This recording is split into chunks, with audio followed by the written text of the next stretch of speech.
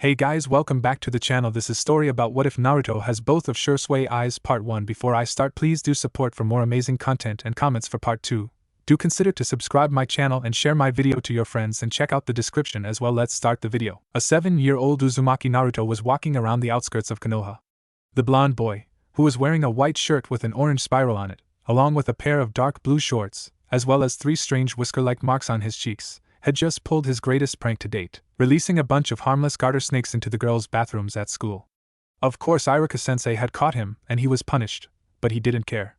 At least he was getting some acknowledgement, although he didn't like the idea of being known solely for his pranks. Out of the corner of his eye, Naruto saw a dark-clad figure lying on the ground in the warm weather and light breeze that made the leaves of the trees rustle in a kind of exasperated way.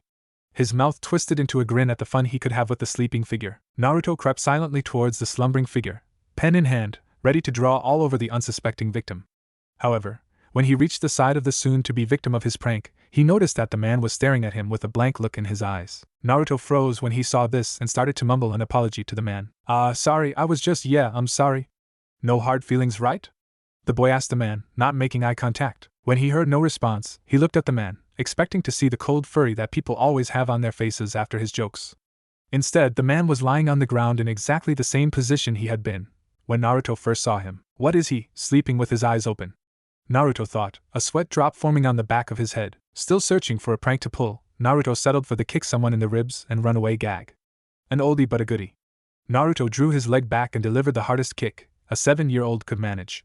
He expected the man to get up and chase him, but instead he simply lay there. Once again walking over to the prone figure, Naruto looked at the man's face, only to notice that it was turning slightly blue. In a moment of clarity, Naruto realized that the figure wasn't sleeping. He was dead. Shocked at his newfound discovery, Naruto turned around to run away, only to find his path blocked by another figure, this one in an ANBU uniform. Naruto was frightened right then. He normally got blamed for things he didn't do, and this was something he didn't do. Hell, he didn't even know what happened, other than he found the guy dead. It isn't what it looks like, he exclaimed quickly. I just found him. I know exactly what it looks like, the ANBU said, walking over to the body. Naruto could see that the shinobi had dark black hair, much like the dead man had. Uchiha Shisui appears to have been suffocated or drowned. Killed by Uchiha Itachi. The masked ninja replied. That's awesome, how you can tell that just by looking at a dead body? Naruto exclaimed, glad that he wasn't being blamed for the death of the man. How do you do that? There was a pause for a moment, as the ANBU turned and looked at Naruto, his eyes turning from black to red, with 3 odd marks circling his pupils. Because I am Itachi, he stated calmly. Now that you have seen this, I cannot let you live, he said as he drew his sword. Naruto turned to run, but was stopped when the cold metal of an ANBU sword cut through his stomach. The sword was quickly removed before it was once again slid through his body. Naruto let out a scream, only to find it muffled by the hand of the ANBU. As Naruto slid to the ground, he was rolled over. Before he lost consciousness, he saw the ninja take out a kunai. Then everything went black. The next thing that Naruto knew, he was lying in a bed in a hospital. However, having never been hospitalized before, he didn't know where he was. He tried to open his eyes, but found that he was stopped by something covering them.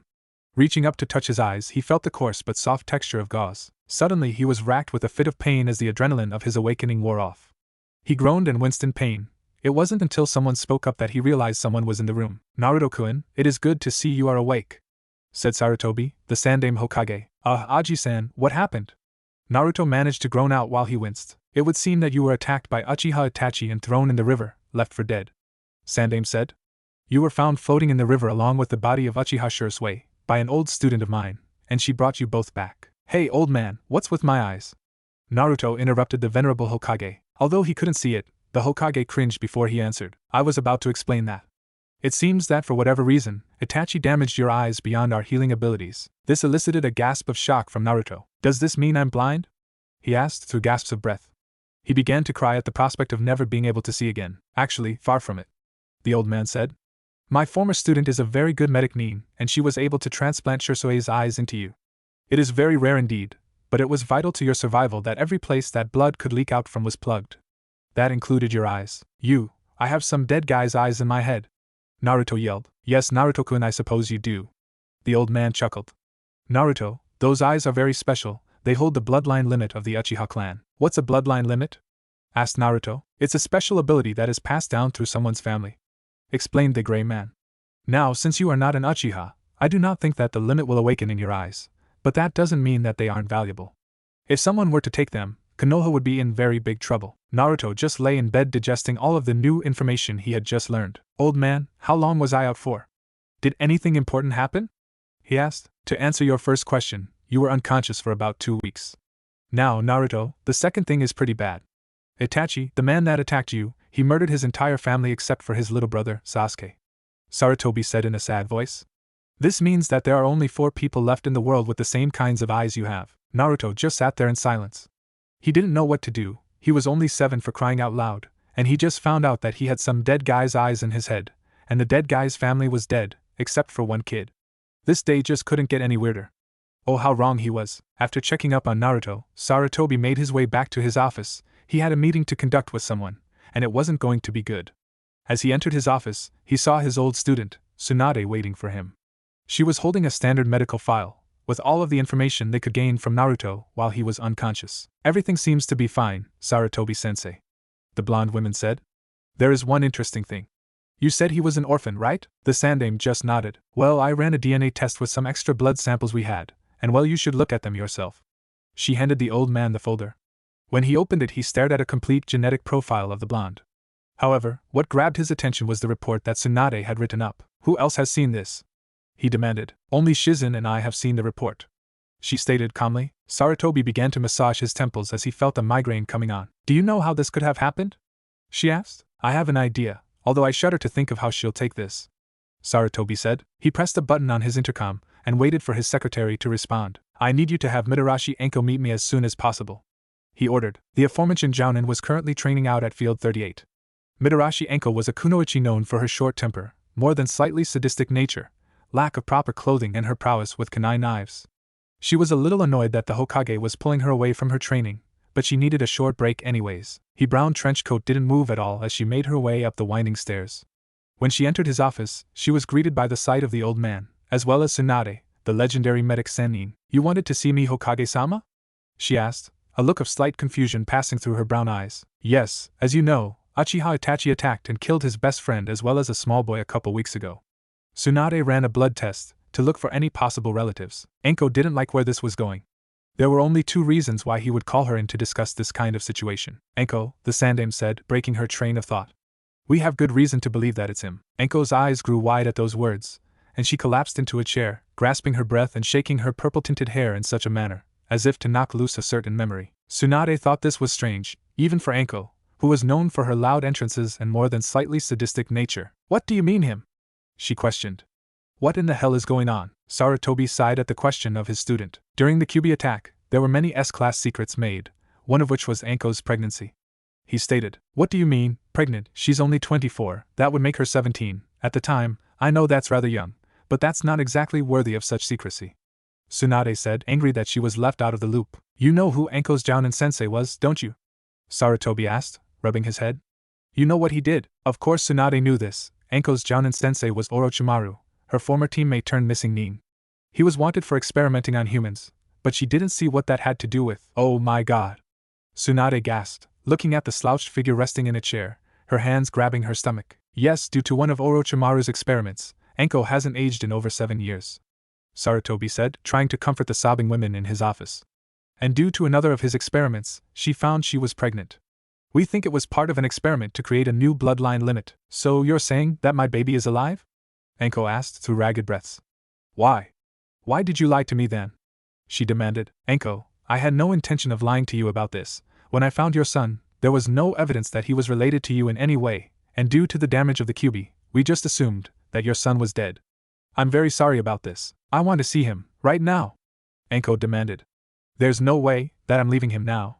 Who knows what he's going through because of me? Of course, Enko, but before that I have a few other things I want to discuss with you first, the Hokage instructed. All right, but can you at least tell me his name?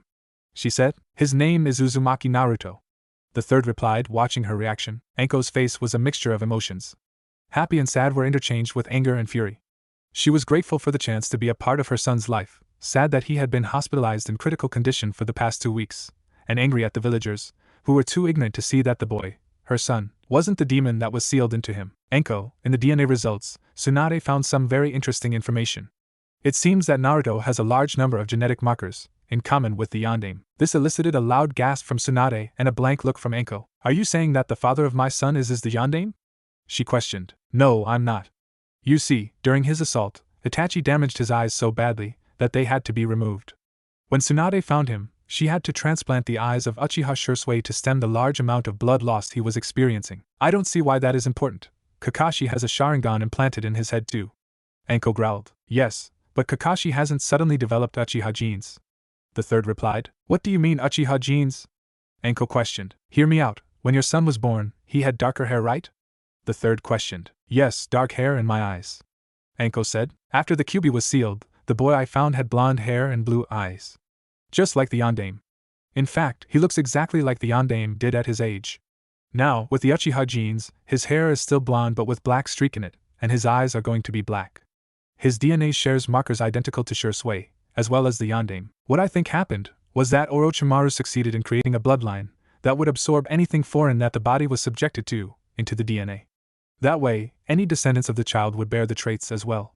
Sandaime concluded. I think that before my successor died, he may have transferred, either by accident or intentionally, some of his DNA into Naruto, giving him his former appearance. Wait, what about the Kyuubi? Does that mean that he is part demon or something?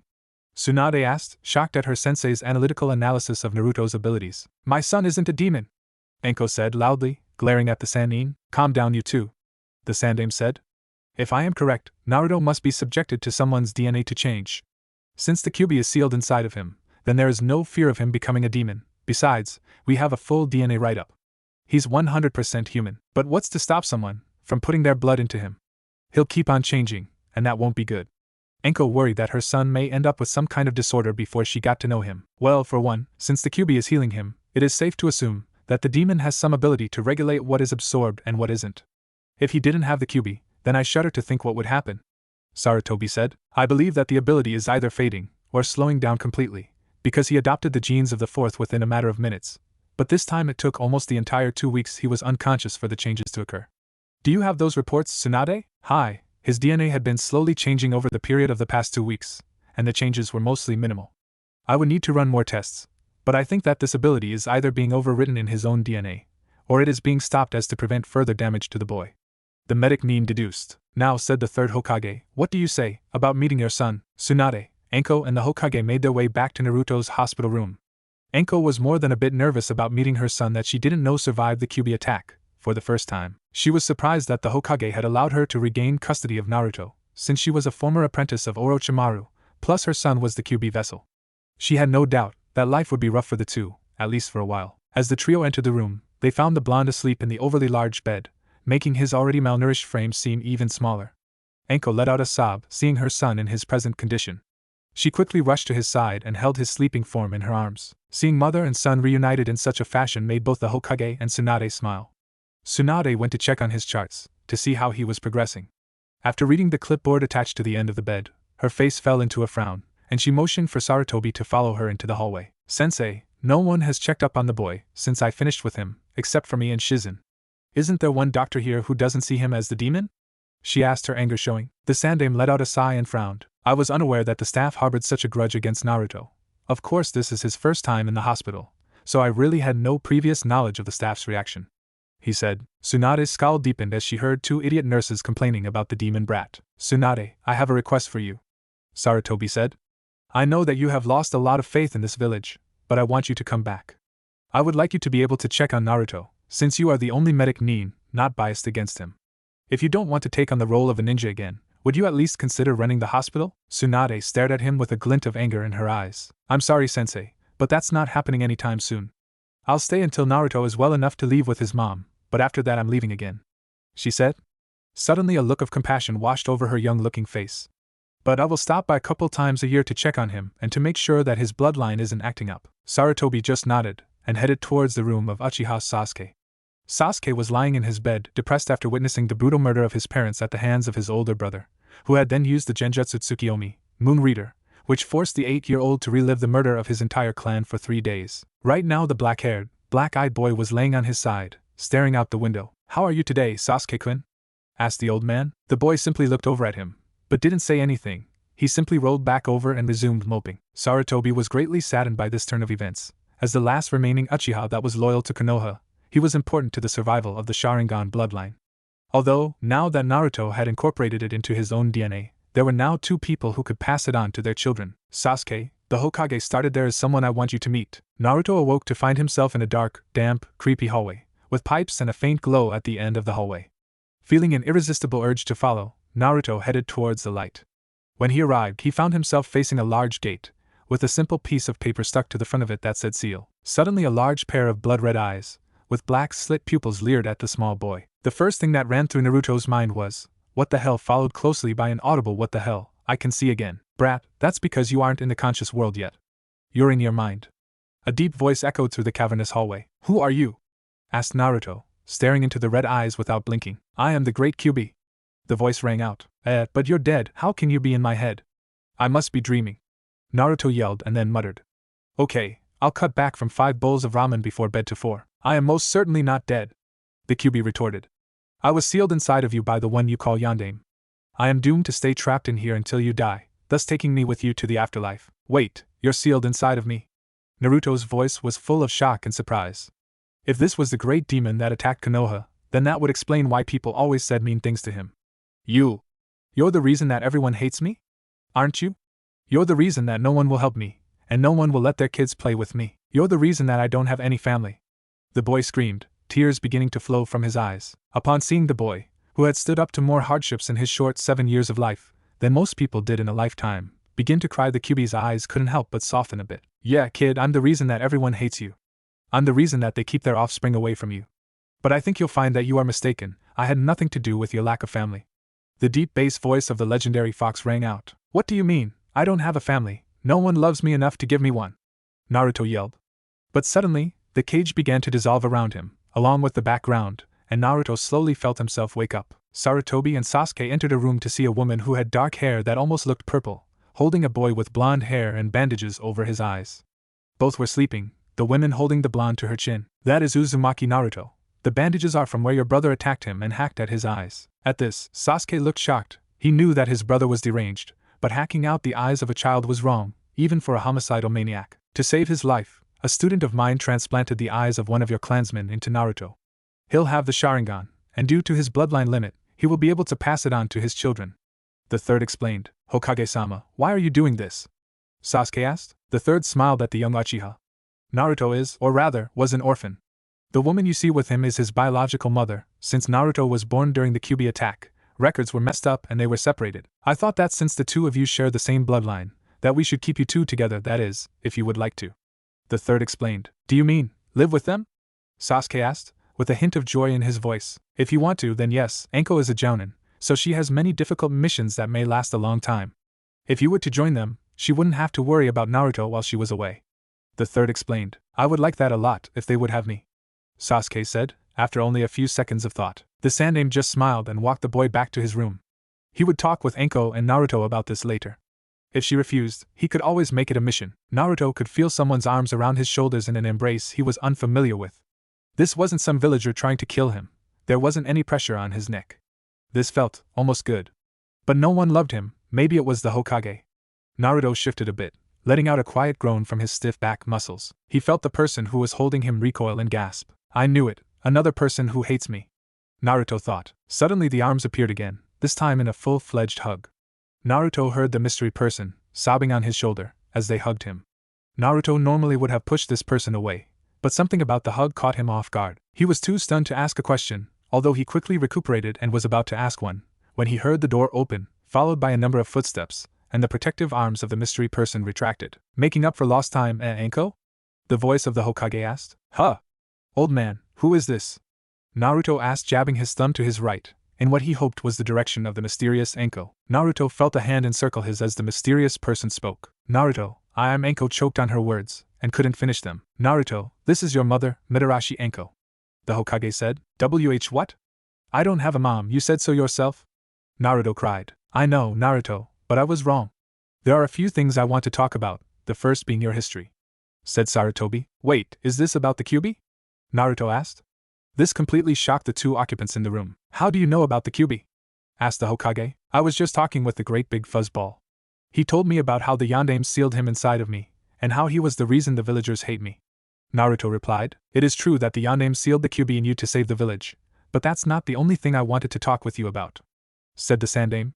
Naruto, while you were unconscious, we ran some blood tests to try and find your parents, and it turns out that Enko is your mother. We also found out that you have a very unique bloodline limit. It allows you to absorb people's DNA into your own. You see, when you were born, you had much darker hair and brown eyes, but somehow, some of the Yondaime's DNA got into you, which is why you look almost exactly like him, the Hokage said. Naruto just looked shocked, but since his eyes were still held shut, he couldn't stare in the correct direction. The Sandaime continued, Tsunade thinks that your bandages can come off in a day, so we will keep you here for the night. Now I think that you should get to know your mother better. Without warning, Sarutobi left the two in the room alone, one just happy to know her child was alive, the other digesting the insane amount of information that was just leveled at him.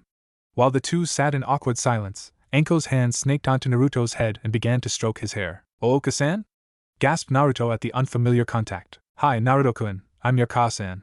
Enko said, trying to hold back tears. I miss you, Oka-san. Yawned Naruto, snuggling into the unfamiliar warmth of his mother, and fell asleep. Enko didn't say anything. She just hugged her son tighter, her tears falling freely again. As the sun crept ever lower in the western sky, Enko moved Naruto into a more comfortable position in his bed and made her way into the hallway. She was hungry and headed towards the vending machine at the end of the hallway. She suddenly felt a presence spying on her from her right, and looked over her shoulder at the offending person. She saw the Uchiha survivor looking at her from his room, saying goodbye to the Hokage.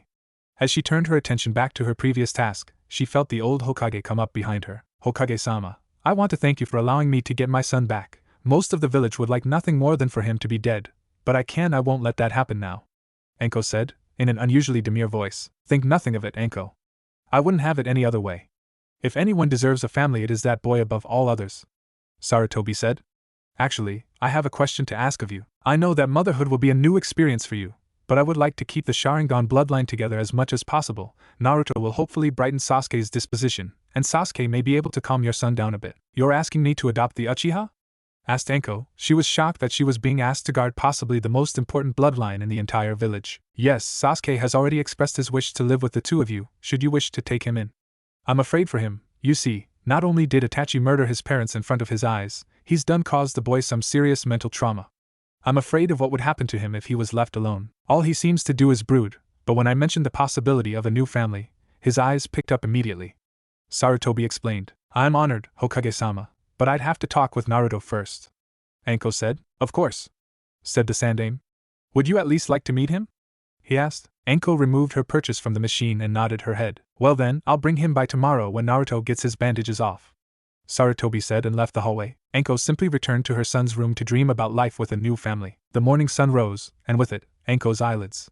As she rubbed the sleep from her eyes, she looked at the sleeping form of her son. His blonde hair was streaked with lines of Uchiha black, and the new jeans had even given his normally unruly hair a bit of a lean, causing the hairs on the top of his head to lean towards his arms, although it was slight. The whisker marks which adorned his cheeks seemed to fade with the incorporation of his new jeans, but that might be a good thing. The less people recognized him, the better it would be. The sleeping boy was awoken around 9 o'clock by the entrance of the Sandaime Hokage, as well as the remaining Uchiha survivor. Once Tsunade gets here, we will be able to remove the bandages, the old man explained. While the group was waiting, Naruto had tried to start up a conversation with Sasuke.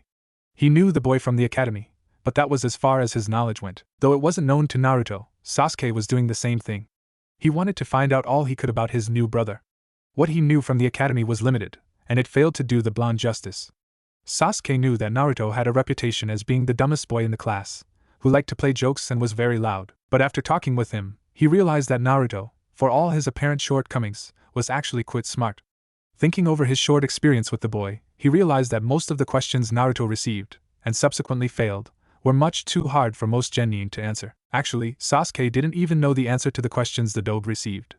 Sasuke came to the conclusion that Naruto's lack of skill was due to his lack of a family. He hadn't had anyone to teach him any techniques, or how to control his chakra. He had grown up alone, without the benefits or joys that family brings. The black-haired boy's next thought caught him off guard. If Naruto had never been trained, then how good would he be with supervision? While Naruto was the dead last at the academy, it wasn't by much. He might even be a worthy challenge for Sasuke, maybe even better than the Uchiha. The thought of this made the Uchiha smile. The boys' conversation was interrupted by the arrival of Tsunade and her apprentice, Shizun, who would be departing the hidden village immediately following Naruto's dismissal from the hospital. She muttered something about a hangover, and proceeded to unwrap the bandages surrounding Naruto's head. After the last bit of gauze was removed, Naruto slowly opened his eyes. At first, the unusual sensation of bright light hitting eyes stung for a while, but slowly they grew accustomed. The crowd in the room was looking at the boy expectantly, waiting to hear his reaction. Sasuke immediately saw the Uchiha eyes and noted with happiness that the boy looked almost like an Uchiha, with his darkly streaked hair and deep black eyes. He was happy that even if the person staring back at him wasn't a true Uchiha, that he had at least found someone who was like him. Naruto was just happy to have his sight back. He blinked a few times before taking note of the people in the room. He recognized the Hokage and Sasuke. But there were 3 new people in his room that he had never seen before, including his mother.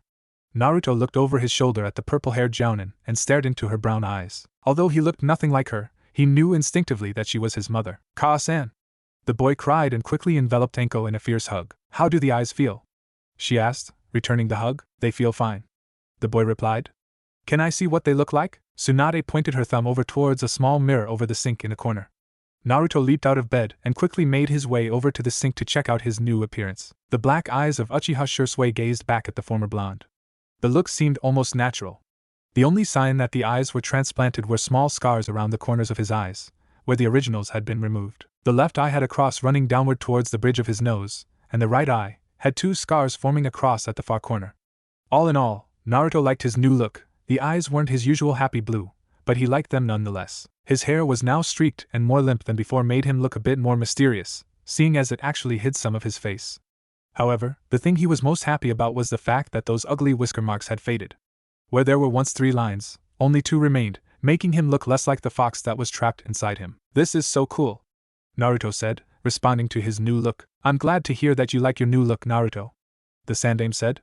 "I have a question for you. I want to know how you would feel having Sasuke as your brother." "You mean, since he's an orphan too, you want him to live with Ka-san and me?" the 7-year-old asked. The Sandaime chuckled to himself, seeing how intelligent Naruto could be. "Yes, I would like for your mother and you to adopt Sasuke, so that all of you can have a family, even after such tragic events. That would be so cool. What do you think, Ka-san?" the loudmouth asked, heading back to be closer to his mother. "I don't mind as long as you don't," Anko responded, smiling at her sons, ruffling their hair. "Now, I believe, there's the matter of getting used to your new eyes," the Hokage said.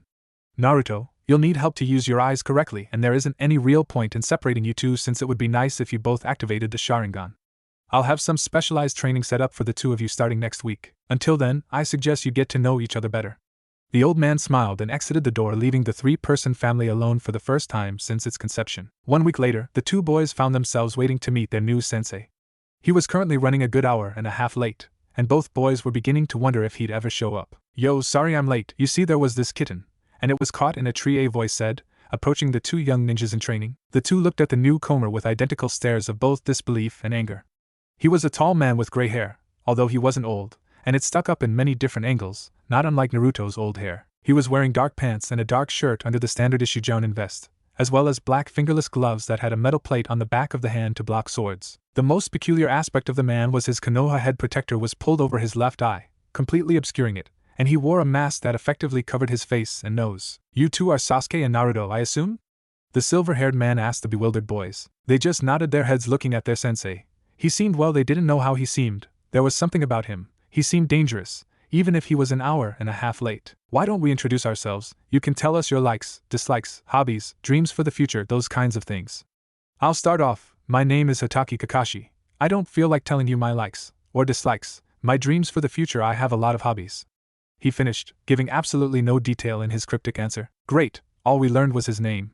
The boys thought to themselves. "Well, my name is Uchiha Sasuke. I like my family and training. I have a few things that I don't like. My hobbies, I guess I don't really have any. As for my dreams, I want to start my own family and I want to help my family accomplish their goals," the raven-haired boy said. He didn't mention Itachi. I guess that's a good thing," Kakashi thought. "My name is Mitarashi Naruto. I like my family and ramen. I dislike the 3-minute wait for the ramen to cook. My hobbies are training with my brother and mom and trying all the different types of ramen that I can find. My dream is to become the Hokage and help my family with their dreams," he finished. Ramen-obsessed boy, but he's got a hard dream," Kakashi thought. He stared at the boys before him, Sasuke in his usual blue t-shirt and shorts with the red and white Uchiha fan on the back, and Naruto, who had taken to wearing black shorts with a bunch of pockets on them, with a white shirt. The interesting thing about the shirt was the clan symbol on the back. It seemed to be a mixture of the orange swirl he had donned under the name of Uzumaki Naruto and the Uchiha fan. It was an orange and red swirl, divided just as the Uchiha fan was. Well, my job for the time being is to help you two learn to harness the power of the Sharingan.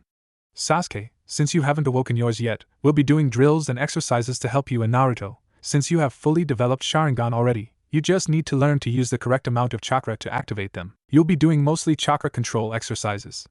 Both of you will do drills with me until you get the hang of the Sharingan. Kakashi explained. After their first day of practice, Kakashi pulled Sasuke aside, since Naruto was being stubborn and still practicing his chakra control. Sasuke, I don't wish to bring up a potentially sore subject, but when I agreed to take on this assignment, I was given a psychological evaluation, and it said that, when you were admitted to the hospital, you were set on killing your brother, but today you didn't mention him. I hope you don't mind me asking, but what happened? Was the report wrong? Sasuke glared at his instructor before sighing. No, when I moved in with Naruto and Anko, I was pretty set on killing him. Flashback. Sasuke was unpacking his belongings into his new room, which he shared with Naruto. Anko's apartment wasn't that big, and they were looking for a larger place to live, but for now it was her apartment, or nothing. Naruto was moving his stuff into the room as well, and Sasuke was shocked to find that everything of value that Naruto had could easily fit into a backpack. Naruto, Sasuke said, breaking the silence of the room. I understand that my brother attacked you, but Itachi is mine to kill. If you get in the way, then I may be forced to kill you. Don't get in my way, the brooding boy warned. Naruto looked at his new brother like he had some kind of marine animal stuck to his face. I don't care, you can kill him if you want. He shrugged. Now it was Sasuke's turn to be perplexed. How can you not want revenge for what he did to you? He asked. Oh, it's not that I don't want revenge, but it comes second. I don't know about you, but revenge isn't going to control what I do, so you don't have to worry about me getting in the way. Naruto explained. You obviously don't get it, I have to kill him. I am an Uchiha, and I must avenge my family. It's all my fault that they died, I couldn't do anything. At this Sasuke began to break down a bit, and tears came to his eyes. Sasuke, it's not your fault. You're in the academy, learning to be a ninja, and he's ANBU. There's nothing that you could have done. If you had been there to help them, you would have died too. Naruto said. Sasuke crossed the room in a second and pinned Naruto against the wall. You don't get it, do you? He hissed. I'm an Uchiha, I must avenge my clan. No, I do get it. You think that because you're from this clan, that you must avenge their deaths. You forget that your brother is also an Uchiha. This simply confused Sasuke even more. What the hell are you talking about? He asked the boy, trying to calm himself down. Look, you know how to cross-multiply numbers, right? Naruto asked him. Sasuke merely nodded his head, not understanding where this was going. So you know that when you cross-multiply, like terms will cancel each other out. Think about it. You're an Uchiha in the academy. He's an Uchiha in ANBU. If you could cross-multiply the two, then you're stuck with an academy student against an ANBU. You never would have stood a chance. Naruto articulated. This struck Sasuke deep. He hadn't thought of his life in such a scientific way before. It made so much sense. Look, Sasuke, I'm not telling you to abandon your goal, but you shouldn't worry about it until you can match him. I'm sure one day, you'll see him again, and be able to kill him, but that won't be until you're at least a Chunin, more than likely, not until you're a Jounin. Don't worry about it for now and focus on other things. Naruto simply left the room to find his mom and give Sasuke some room to think. End flashback. Sasuke retold the story of Naruto's logic to Kakashi, who was very impressed by the dead last's ability to change Sasuke so easily. It's not a good thing to be an Avenger. Avengers lead a life of pain and suffering. They live for one reason, and if they ever accomplish their goal, they are left with a feeling of emptiness and despair. They become so caught up in their own world that they become social outcasts and loners. It is not a life that I wish upon anyone. With that, Kakashi dismissed the boys for the day. The boys walked back to their apartment at a quick pace, hoping to make it back in time to shower before dinner. The looks that they received were surprising to Sasuke, especially the first time he noticed them. He was used to people recognizing him, because he was from the Uchiha clan, but the looks people gave Anko and Naruto, they made him shiver every once in a while. At first it was simply at Anko. She brushed it off, scowling at the people foolish enough to make a remark behind her back. He wasn't able to hear what they were talking about, except for the word snake. After a while, the looks began to move towards Naruto. Even after the changes he went through, people recognized who he was. Sasuke was taken by surprise the sneers and glares he received. It surprised him just as much when Naruto brushed them away by smiling at them. Flashback. It was the day after Sasuke's minor blow-up at Naruto, and the boys were sitting around their new apartment, waiting for Anko to return from shopping. Hey Naruto, why didn't you go with your mom?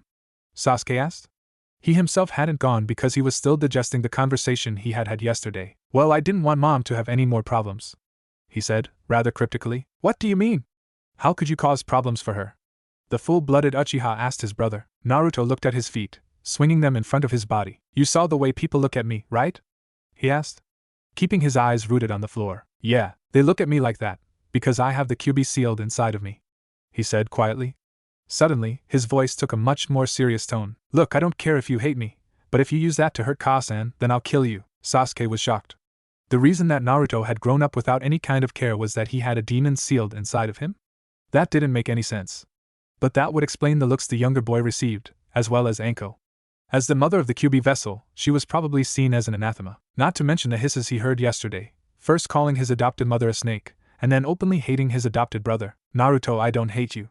It's just a lot to take in," Sasuke stammered. The rest of the day was spent in silence, waiting for Anko to return with dinner. She seemed to notice the look on her son's face, as well as the look of heavy contemplation that graced Sasuke's face. When she asked what was wrong, Naruto denied that anything was amiss, and Sasuke simply shook his head. That night, when the boys were lying in their room, sleep had decided to fail them. "Hey, Naruto," Sasuke started to speak but paused for a second. "I don't hate you for the QB. I think you're actually pretty brave, to put up with all the stuff you do." Naruto turned over to the boy and, although Sasuke couldn't see him, stared at the boy. Then Naruto returned to his previous position and tried to go back to sleep. Before he managed to find refuge though, he said, "Thanks, Sasuke. You're the first person I've told besides the Hokage and Kasan, so this means a lot to me." The boys remained silent for the remainder of the night, before finally falling asleep. End flashback. After that day, the three people living under the roof of Anko's apartment could actually feel like a family. Sasuke and Naruto acting as each other's brother and Anko as a mother to Naruto and a surrogate mother to Sasuke. That night Sasuke had made a decision that he would protect his new family. He didn't know that Naruto had done the same thing. The next few months passed quickly for the two boys. Between the academy and their training with Kakashi, they had little time for other activities. They would attend the academy until 3 in the afternoon, and then train with Kakashi until 5 or 6 and then return for dinner. Anko proved to be a very capable mother, caring for her two sons and keeping up with her duties as a jounin. She would often be seen sparring with Naruto and Sasuke or simply chasing them if they were running late for any reason. As remarkable as Anko's transformation was, the most noticeable changes were in Naruto and Sasuke. Sasuke had, for the moment, given up on avenging his family and embraced his foster mother and brother. Without feeling the need to measure up to his murderous brother, he became almost social. He still abhorred the attention he received from his fangirls, but he would make attempts to meet the other people in his class. It had taken him a while, but almost 5 weeks of constant training in different combat scenarios with Kakashi and Naruto had awoken his Sharingan. It wasn't complete, but he wasn't expecting it to be, and was actually quite happy when he noticed that his right eye had 2 of the strange coma-like marks in them instead of 1. Naruto had changed the most. With the love of his mother, and the attention of his brother, he quickly gave up his prankster ways and devoted himself to both his schoolwork and training. It had taken him almost as long as Sasuke to reawaken the Sharingan, but he finally did, if only 1 day before his brother. He was leading a happy life now, and a large part of that was due, in part, to Sasuke. Before, the majority of the village had harbored grudges or hatred against the boy, but now about half of the village was reconsidering their previous opinions. 1/2 of the village was convinced that Naruto had conned the remaining Uchiha into being his brother, while the other half were convinced that Sasuke could do no wrong and thus accepted Naruto as part of society. After the training with Kakashi ended, the boys continued to train together and further their skills. Sasuke remained entrenched at the top of the class, but Naruto was quickly climbing the ladder and was closing in on the middle of the class. Naruto was constantly trying to find out if he had absorbed any more bloodline limits, so far unsuccessfully, and learning how to integrate the Sharingan and some of his new katan techniques into his fighting style. Naruto had never learned any type of rigid taijutsu style, and he liked that. It gave him an unpredictability that he found helpful. Sasuke had continued to train in the basic academy taijutsu, but he did throw in some moves he learned from Anko and Naruto to give his arsenal more variety.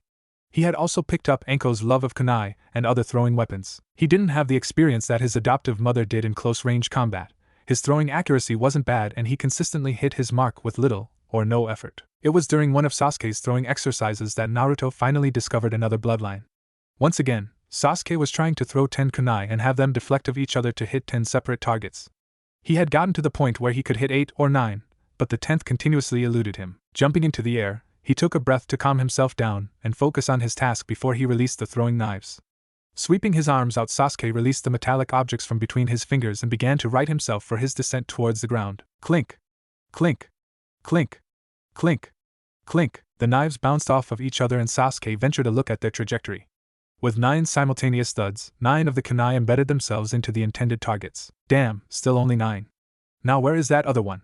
He thought. He heard the yelp of his brother, and figured that his kunai might have gone off course more than he had thought. What he saw confused the Uchiha to no end. Naruto was sitting in the shade of a large tree and there, not a foot in front of the younger boy's face, was the kunai. floating in midair. Old man! Naruto yelled as he burst into the office of the Hokage. Something happened and we don't know what it was, but it was cool. We figured you would know, so we came here. Upon hearing the "we" in the statement, Sasuke walked into the room. Why don't you tell me what happened and I'll see if I can help you boys? The venerable Hokage said, smiling at the close kinship the two shared. I was taking a break from climbing trees when one of Sasuke's kunai came flying at me. I panicked because I didn't have time to block it, so I put my arm out like this. He raised his right hand in a warding motion, while he used his left arm to cover his head, and when I didn't get hit, I looked and it was just floating in the air. This confused the Hokage. He had never heard of something like this. Is it a kind of chakra shield? He asked. No, we figure out that it could only repel metal objects. I tried throwing different things at Naruto, and the pebbles, dirt clods, and my sandal all got through, but he can stop kunai and shuriken in midair. Sasuke explained. That's why we came here. Either it has something to do with metal, magnets, or this field only stops deadly things. The Hokage thought about this for a minute.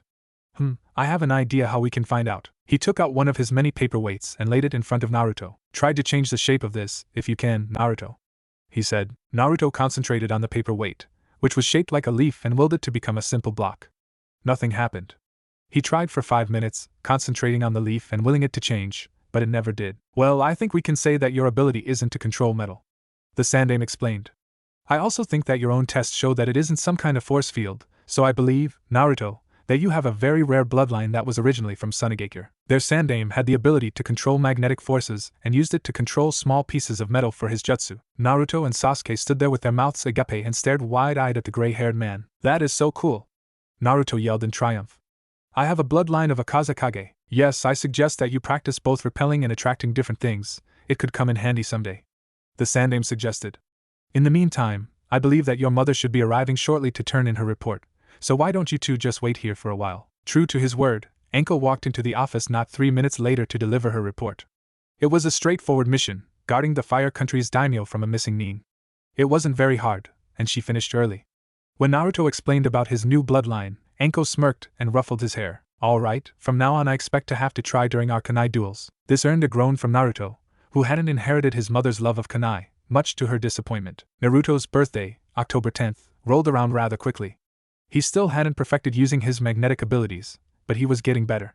Dawn came early and the boys were awoken by Anko's usual greeting, a bucket full of cold water. After a quick warm-up, read, 5 hours of being chased by your mother, who is throwing kunai at you, the trio headed home for brunch. As the day wore on, both Sasuke and Anko noticed that Naruto was more and more reluctant to leave the apartment. They figured it had to do with the Kyuubi, and when they asked him, he explained that the villagers always hated him more today and had grown accustomed to staying inside to minimize contact with drunk and or irate villagers. Anko decided to stay and comfort her son more that night, and so Sasuke was the only one to go out to enjoy the festival, although it was rather subdued now that he knew of Naruto's burden. He watched as the smaller children ran around, enjoying the games and food of the festival. In reality, Sasuke was appalled by the villagers' treatment of Naruto. He had only come out to honor the Uchiha who had died in the attack, and then he planned on returning back to the apartment. After a nice speech by the Hokage, Sasuke walked back towards the apartment, passing different restaurants along the way. He heard different people talking in various states of inebriation about different worries, from raising their kids to the state of the village. Once he returned home, he joined his adoptive mother and brother for dessert before he headed to bed. As he was taking his dishes over to the sink, he looked out the window at the sky, noting the new moon. But what interested him the most was the group of flickering orange lights that were making their way towards the apartment building. He didn't immediately recognize the glow of torches, simply passing them off as part of the festivities, but he did seem to recognize the silver-haired Chunin leading a group of 20 or 30 people. What is Mizuki-sensei doing? He thought. It wasn't until he heard the shouts of "Kill the demon." Then it hit him. Shit! Anko-ka-sen, there's a mob outside. Sasuke yelled in warning. What? The purple-haired Jounin yelled as the door to the apartment was kicked in. The first person in the doorway was greeted by a kunai to the shoulder, courtesy of an enraged mother.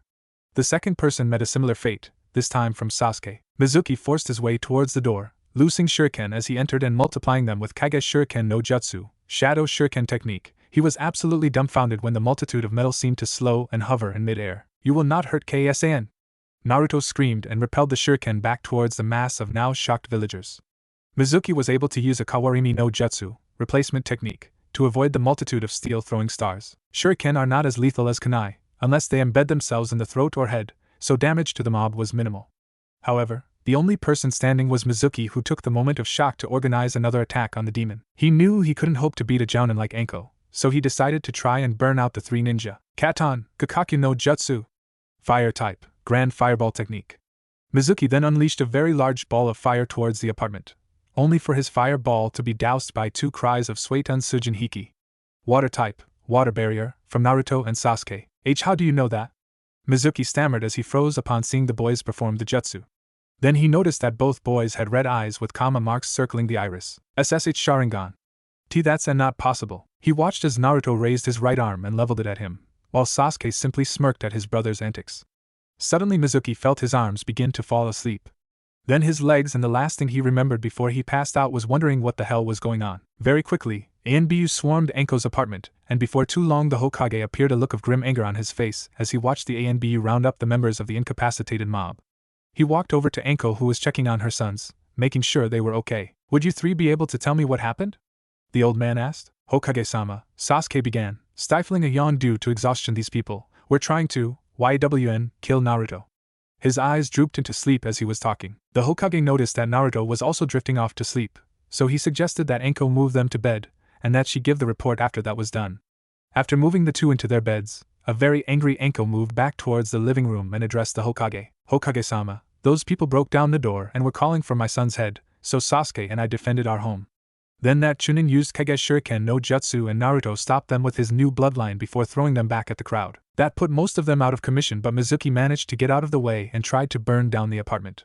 Naruto and Sasuke were able to stop him using Sujin Hiki, and then I'm not sure exactly what happened, but I think Naruto used his magnetic bloodline again to do something to Mizuki and made him pass out. Anko spat, incensed that people would be prejudiced against her son in such a manner. The fact that the 2 boys were able to use a jutsu like the water barrier was astounding to the Hokage. Anko, where did they get the water for the jutsu from?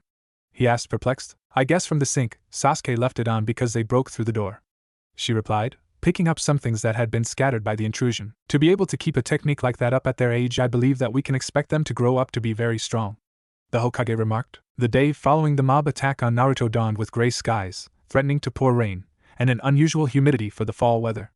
Both boys were sleeping soundly when Anko decided to wake them up around 8 in the morning. After their display last night, they deserved to rest up. Quickly shaking Naruto and Sasuke awake, she hurried them out of bed and told them that breakfast was ready and that they had matters to discuss. The boys entered the small kitchen/dining room after a few minutes, and rubbing the sleep from their eyes muttered a thanks as they accepted their breakfast of cereal and toast. First off, Anko started, her face holding no emotion, I want to congratulate the 2 of you on your performance last night. The way you boys were able to use the water barrier at your age shows great potential and chakra control. Secondly, I want to know what you did to Mizuki. She spat out the silver-haired man's name like she was cursing. The boys exchanged sheepish glances, which were quickly covered by mischievous grins. Well, ever since I discovered the magnetic bloodline, I was looking for a way to attack people directly with it. I've been trying to pull the iron from the ground and tried to do the same thing to humans. But since I can't go and try it on people, I haven't gotten very far. Last night I think I used the fox's power, and that was how I was able to beat Mizuki-san. Mizuki, Naruto explained. If nothing else, Naruto had adopted his mother's ideals about hating people. If they crossed him wrong like last night, they were forever an anathema, and he would treat them as such. I just wish he would have used some cool jutsu, so I could have copied them, Sasuke complained. This elicited a laugh from everyone, and the mood switched to lighter conversation before the boys had to leave for school. Life settled down and fell into routine for the 3. 2 years passed without incident, and the boys were starting their, hopefully, final year in the academy. The 2 had grown up and closer together than anyone could have hoped for. Sasuke had grown close to 5 feet 3 inches, and showed no signs of slowing down, while Naruto was smaller, at 4 feet 11 inches, but was a bit quicker than his brother, who was physically stronger. That day at the academy, the class was reviewing the different techniques that they might have to demonstrate at their graduation exam. The selected skill today was the Henj no Jutsu or transformation. As Iruka-sensei called each member of the class up to change into a copy of him, he couldn't be more proud of his students. They were easily one of the best overall groups he had ever taught. Haruno Sakura, the brown-haired Chunin called out. The pink-haired Sasuke fangirl quickly moved to the front of the class and formed the correct hand seals before calling out Henj. A puff of smoke appeared, and after it disappeared, a perfect copy of Iruka smiled back at the teacher. Very good, Sakura, he admonished the girl. Next up is Uzumaki Naruto. Naruto made his way down the rows of desks and stood in the front of the class. It had been decided after much arguing and yelling that Naruto should keep the name Uzumaki, since Orochimaru would come back for the boy if he found out he was alive. The only people who knew him as Mitarashi Naruto were Sasuke, Anko, Iruka, Kakashi, and the Hokage. Iruka had originally been skeptical of allowing the Kyuubi container into the academy. However, after seeing how hard the boy worked and how he interacted with the other students, he grew to like the energetic boy. Naruto adopted the classic Sasuke pose and slouched a bit, before performing the technique perfectly. Good job, Naruto. Next up, Uchiha Sasuke. Sasuke sauntered to the front in his typical lazy/I don't care type of manner, before lazily forming the seals. No one noticed the unusual twinkle in the raven-haired boy's eyes before it was too late. Henge, the boy said, in a very lazy manner. It was so lazy that it made Shikamaru seem energetic and playful. As the smoke cleared, the sight of a naked woman with black hair greeted Iruka. As his nose erupted in a fountain of blood, he could only think one sentence. The hell? I figured Naruto or Kiba would try something like that, but Sasuke? The class erupted in laughter from the male population and indignation from the females of the class. They couldn't bring themselves to believe that their beloved Sasuke-kun would do something so perverted. In another cloud of smoke, Sasuke returned to normal and broodingly walked back to his seat. Or rather, he walked back to Naruto's seat. As Iruka got back up from the floor with wads of tissue stuck up his nose to prevent further blood loss, he noticed the two Sasukes and groaned. He had been pranked. He watched as the second Sasuke disappeared in a cloud of smoke and was replaced by Naruto, who promptly doubled over in laughter at his teacher's expense. Kami, Iruka-sensei, you should have seen the look on your face when I did that. The blonde and black-haired youth cried out in laughter, rolling in the aisle. That night was interesting, to say the least. Enko was torn between outrage and maternal pride at her son's antics. She was very proud of the fact that he could keep up two illusions, which admittedly were his worst skill, and that he had pulled such an elaborate and hilarious ruse. On the other hand, he had done something perverted, and like all women, Enko despised perverts. She settled on increasing the ferocity in her training. Neither Sasuke nor Naruto showed up to class without sporting new cuts from their mother's kunai. Okay, today we're going to be reviewing the Bunshin no Jutsu. Clone technique, Iruka explained. Naruto groaned. Bunshin was his worst skill. It wasn't that he didn't know how, he had copied the seals with his Sharingan and practiced the technique for hours. But he simply couldn't do it correctly, and for the life of him, he couldn't figure out why. Sasuke didn't know what was wrong, and his mother wasn't much more help. She figured that it had to do with his abnormally large amount of chakra and, in comparison, his poor chakra control. Truthfully, Naruto had been practicing his control since he started training with Kakashi, but with all his extra chakra, he always seemed to be behind the others. Suddenly inspiration struck him like a well it struck him. He'd asked the old man. He'll know what to do. After class, Naruto told Sasuke to go on home without him and that he had something to talk with the Hokage about.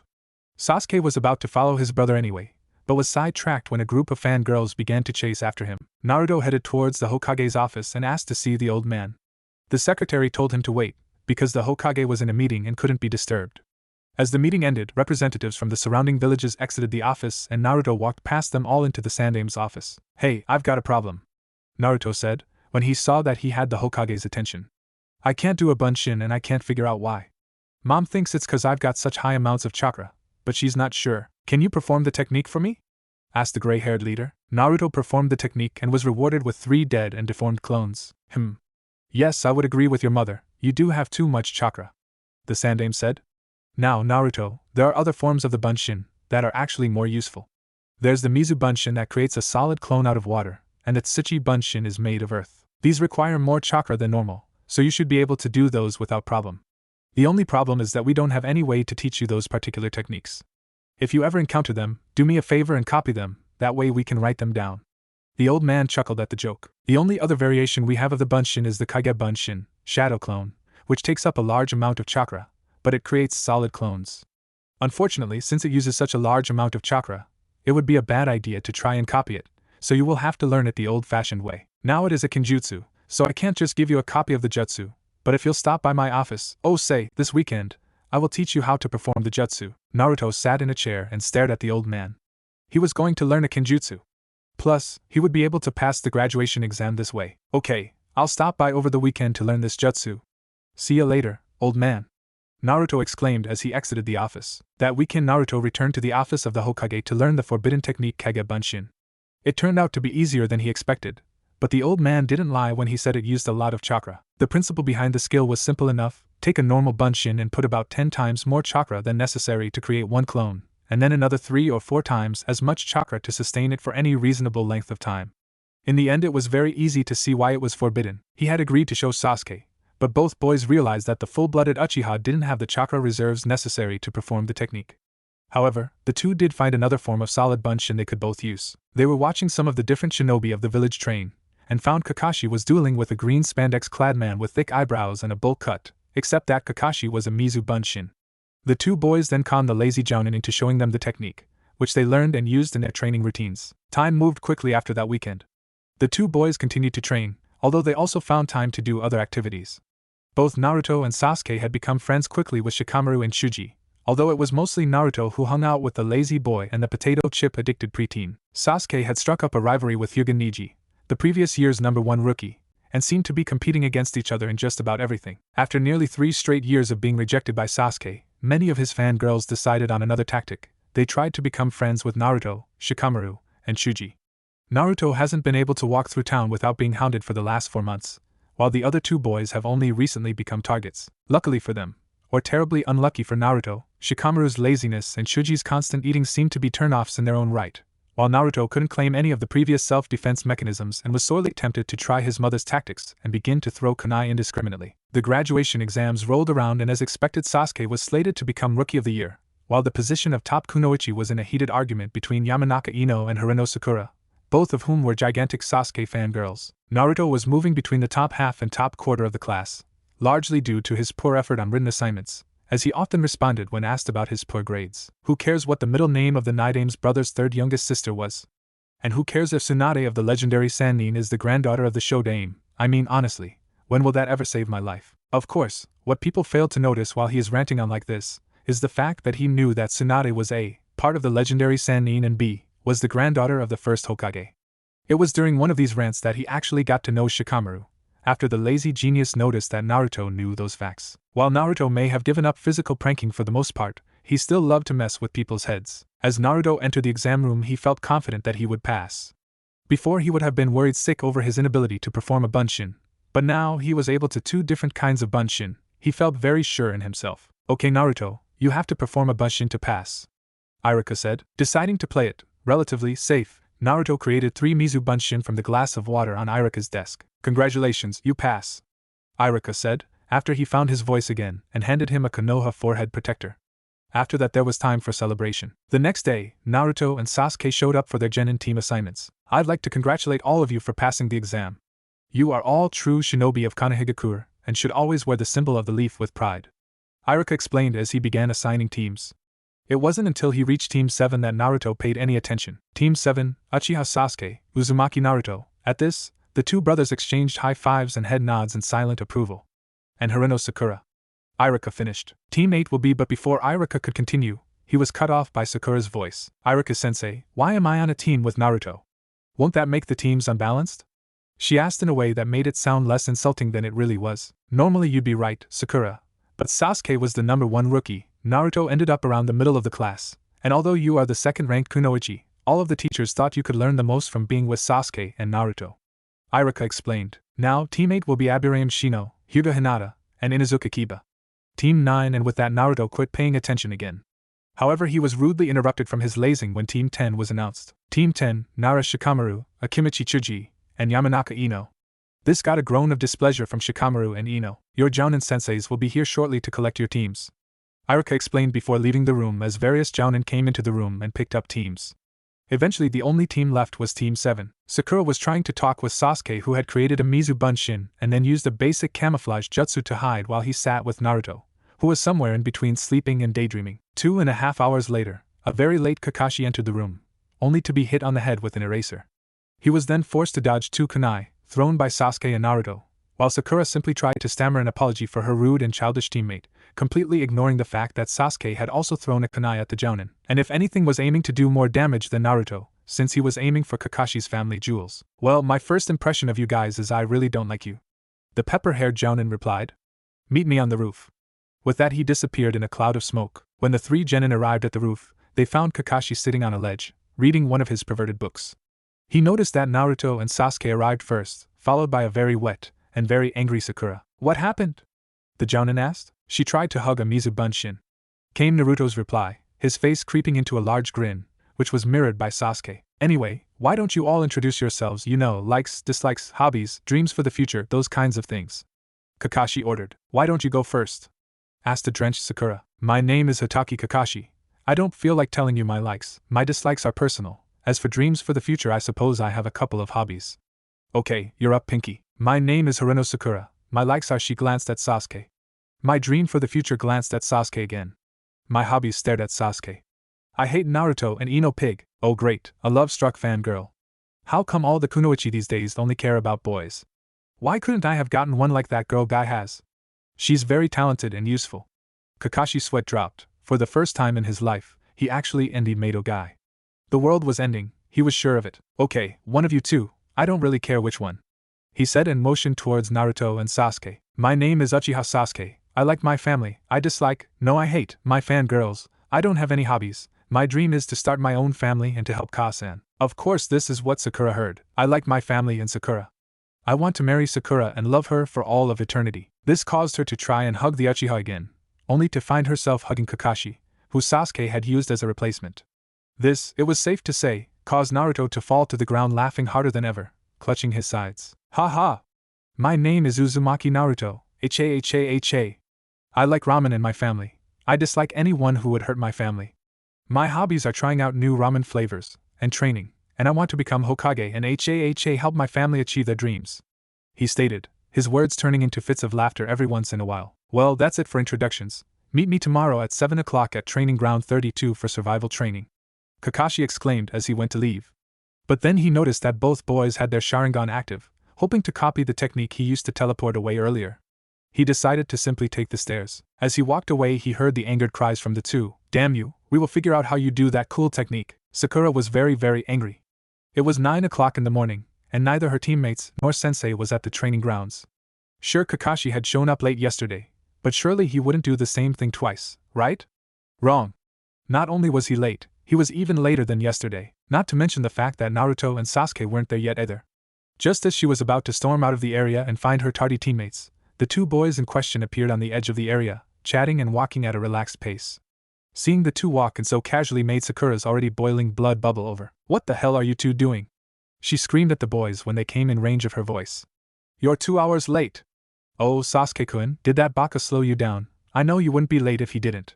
She gushed at her crush. The pair was saved from answering her by the arrival of their gray-haired sensei. Yo! Kakashi greeted the team with his standard introduction. You're late. Sakura bellowed at the jounin. Well, you see, there was this dog attacking a mime, and he couldn't call for help, so I had to spend the next hour trying to decipher his gestures. He wasn't very good. Then when I took him to the hospital, he still refused to talk, even to give his name and other information, so that took a while. Kakashi explained. You're lying, Sakura accused bitterly. Anyway, your test is to get these from me, before this timer goes off. Kakashi explained, showing the 3 silver bells. If you don't, I'll send you back to the academy. He drawled lazily. But sensei, there are only 2 bells. Sakura dumbly stated. Yes, well, this exam does have a high rate of failure. Their sensei explained. Well, the timer is set for noon, so you've got about 3 hours to get a bell. Begin. With that, the 3 genin hopefuls disappeared into the surrounding forest. Well, Naruto and Sasuke are well hidden. They might actually be able to pass this time if they can get Sakura to work with them, Kakashi thought, while taking note of the surroundings. All 3 genin were hidden well, although he could still see them, but then again, he wasn't a jounin for nothing. Meanwhile, Sakura was watching Kakashi impatiently. She was sure that Naruto would jump the gun and attack their sensei first, but it seemed like he had more sense than she gave him credit for. I must try and find Sasuke-kun, and then we can come up with a plan to get those bells, she thought as she searched the area for her crush. However, she couldn't find him or Naruto. She quietly moved around the shrubs and bushes trying to find the Uchiha heir, but she failed. As time began to tick away, she became more and more worried. If she didn't get a bell soon, she would never be on the same team as her beloved Sasuke-kun. As she was searching, Kakashi found himself occupied with a 2-sided attack from the boys. Naruto attacked from the left, and Sasuke the right. The boys targeted his feet, which the jounin easily dodged by jumping in the air, only to meet a pair of kunai thrown from the boys on his way up. He was taken by their thoroughness. The kunai didn't leave him room to dodge them, and so he quickly blocked them. Before he could be too proud of himself, he was knocked back towards earth by the boys, this time from above. One set must be clones of some sort, Kakashi concluded. But damn, that stung. He was met once again by 2 fists, courtesy of Naruto and Sasuke, his own weight increasing the force of the blow. However, his body was quickly replaced by a section of log. Shit, Kawarimi! Replacement technique, the boys thought, before scattering back into the woods to hide. Meanwhile, Kakashi was nursing an aching back and thanking his lucky stars that the boys were slower coming up than going down. If the attack had been coordinated and struck at the same time, they might have very well gotten the bells. Sakura saw the display of taijutsu from the tag team with mouth agape and eyes wide. Who knew that Naruto and Sasuke could fight so well together? This time she was able to keep her eyes trained on the boys, and she quickly made her way towards the two before she was interrupted. Yo! Kakashi's voice traveled to her ears from behind and slightly above her, and she quickly whirled around, kunai in her hand in a defensive stance. But when her eyes caught up to her body, she didn't find her teacher. In fact, she didn't find anything. What she did find was a big black emptiness that engulfed her. Suddenly out of the darkness a weak voice emerged, calling for her assistance. As Sakura. Why you need to Kakashi He Sasuke's broken voice was quickly followed up by his equally broken body, kunai puncturing his arms like a pin cushion, and he was showing signs of obvious blood loss. Upon seeing her crush's deformed features, Sakura proceeded to promptly faint at the genjutsu she had been ensnared in. Kakashi was watching the kunoichi and sweat dropped at her inability to recognize the obvious mental attack. Okay, maybe Megan, Narukami no Jutsu, demonic illusion, hell viewing technique, was a little much. Kakashi thought, nah, it isn't a high-level genjutsu or anything, she should have been able to detect it. The report said she'd make a great genjutsu specialist, like Kurenai. Now there's a thought, how come she wasn't put with her? Kakashi was unable to think too long. He still had two genin to humiliate or test, however he felt like seeing it. Much to his dismay, however, the two siblings were very difficult to find, causing the jounin to consider using his dogs once or twice. But such tricks shouldn't be wasted on genin, and he decided to follow the sparse clues they left about for him. Twice he thought he had corned the duo, only to find them to be shadow clones using henge, or Mizubunshin. These two would be very interesting to teach. The gray-haired man mused. Eventually, he was able to find them. His excellent tracking abilities and above-average speed helped him locate the boys. They were in a clearing, taking stock of their kunai and other gear. They had shown great skill at trap setting and recognition. They had picked through the double-layered traps he had laid with ease, and it was unlikely that they would encounter more than 2 layers of traps. Before he could even greet them, he was forced to dodge a set of kunai courtesy of Naruto and a swift taijutsu attack from Sasuke. Kakashi was able to block the right jab from the Uchiha, and the ensuing left roundhouse kick. He even managed to grab the boy's left hand as it flew towards his face. But it was during this period of fighting that Naruto snuck up from behind to grab the bells. With both of his hands occupied grappling with Sasuke, Kakashi couldn't use any techniques to stop the younger boy. But he was an elite ninja after all, and he had the perfect solution to this problem. He tripped the attacking boy.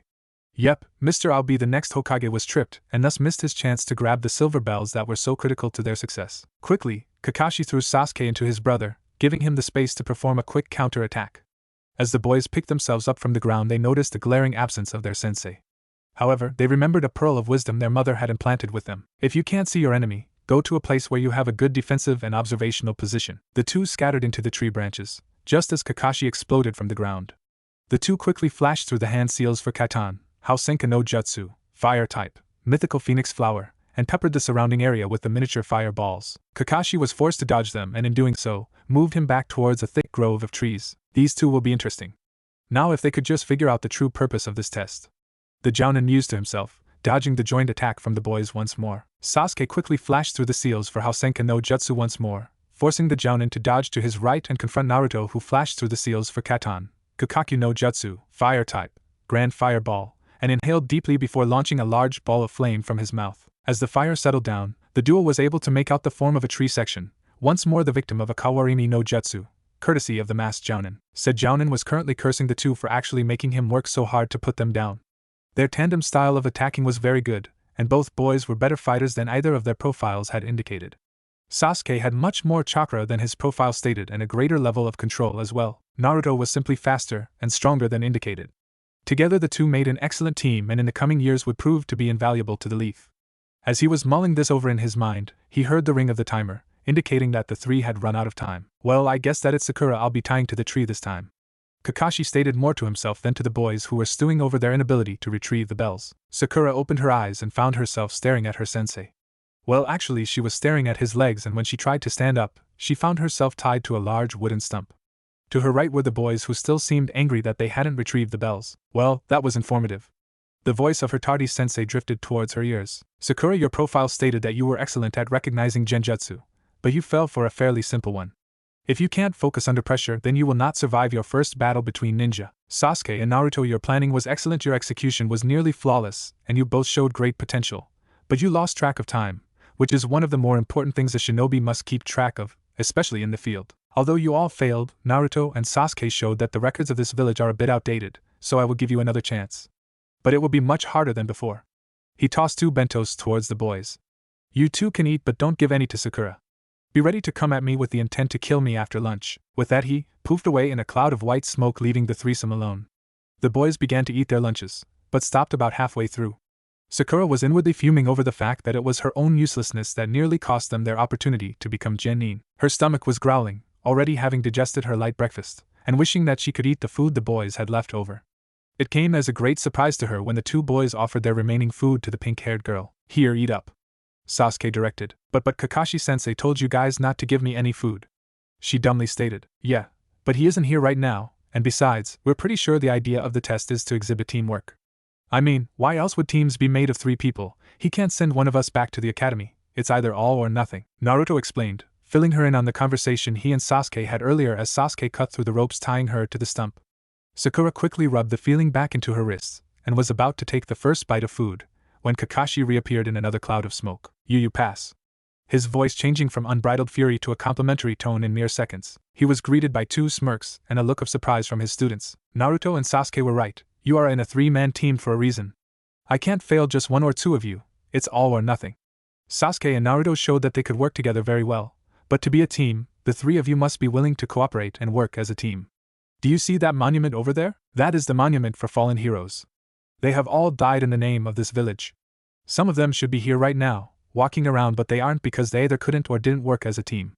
Remember, the 3 of you are a team, but you are more than just 3 names on a piece of paper in some filing cabinet. To become a complete team, you must trust each other to do what you alone cannot. From this point forth, you are Team 7, but you must become comrades and friends if you truly wish to become a team. Remember, in this world of shinobi, those who break the rules are considered trash." None of the other teams I have instructed shared their food with the other member. They were foolish enough to listen to my instructions, but those who would abandon their friends, they are worse than trash. The 3 genin sat, listening to Kakashi's explanation. They were all thinking the same thing. It seems like he knows this from personal experience. Come to think of it, he probably does. Well, anyway, meet me at the Hokage Tower tomorrow for your first mission. With that, Kakashi poofed away in a cloud of smoke to the chorus of curses coming from the 2 boys. That night there was a celebration in the Mitarashi household. Enko took the boys out to dinner for their accomplishments. She told the boys that no one had ever passed Kakashi's test before, so she was really proud of them. She bought each of her sons a new set of kunai as well as an imitation of her own trademark trench coat. Sasuke's was a dark blue that almost seemed black and had the Uchiha crest on the back. It had many hidden pockets for carrying weapons as well as other supplies. Naruto's was a dark gray, and the only markings on it was the hybrid Uchiha fan and Uzumaki swirled design he had created. It was proudly worn on the collar of his coat. It was a great surprise when the Sandaime also gave them some gifts. Sasuke received a very old manual from the Hokage that was supposedly from his ancestors. It was all about how to manipulate fire for different techniques, and is thought to have led to the creation of many of the newer fire jutsu. Naruto received different books and scrolls that taught the basics of sealing.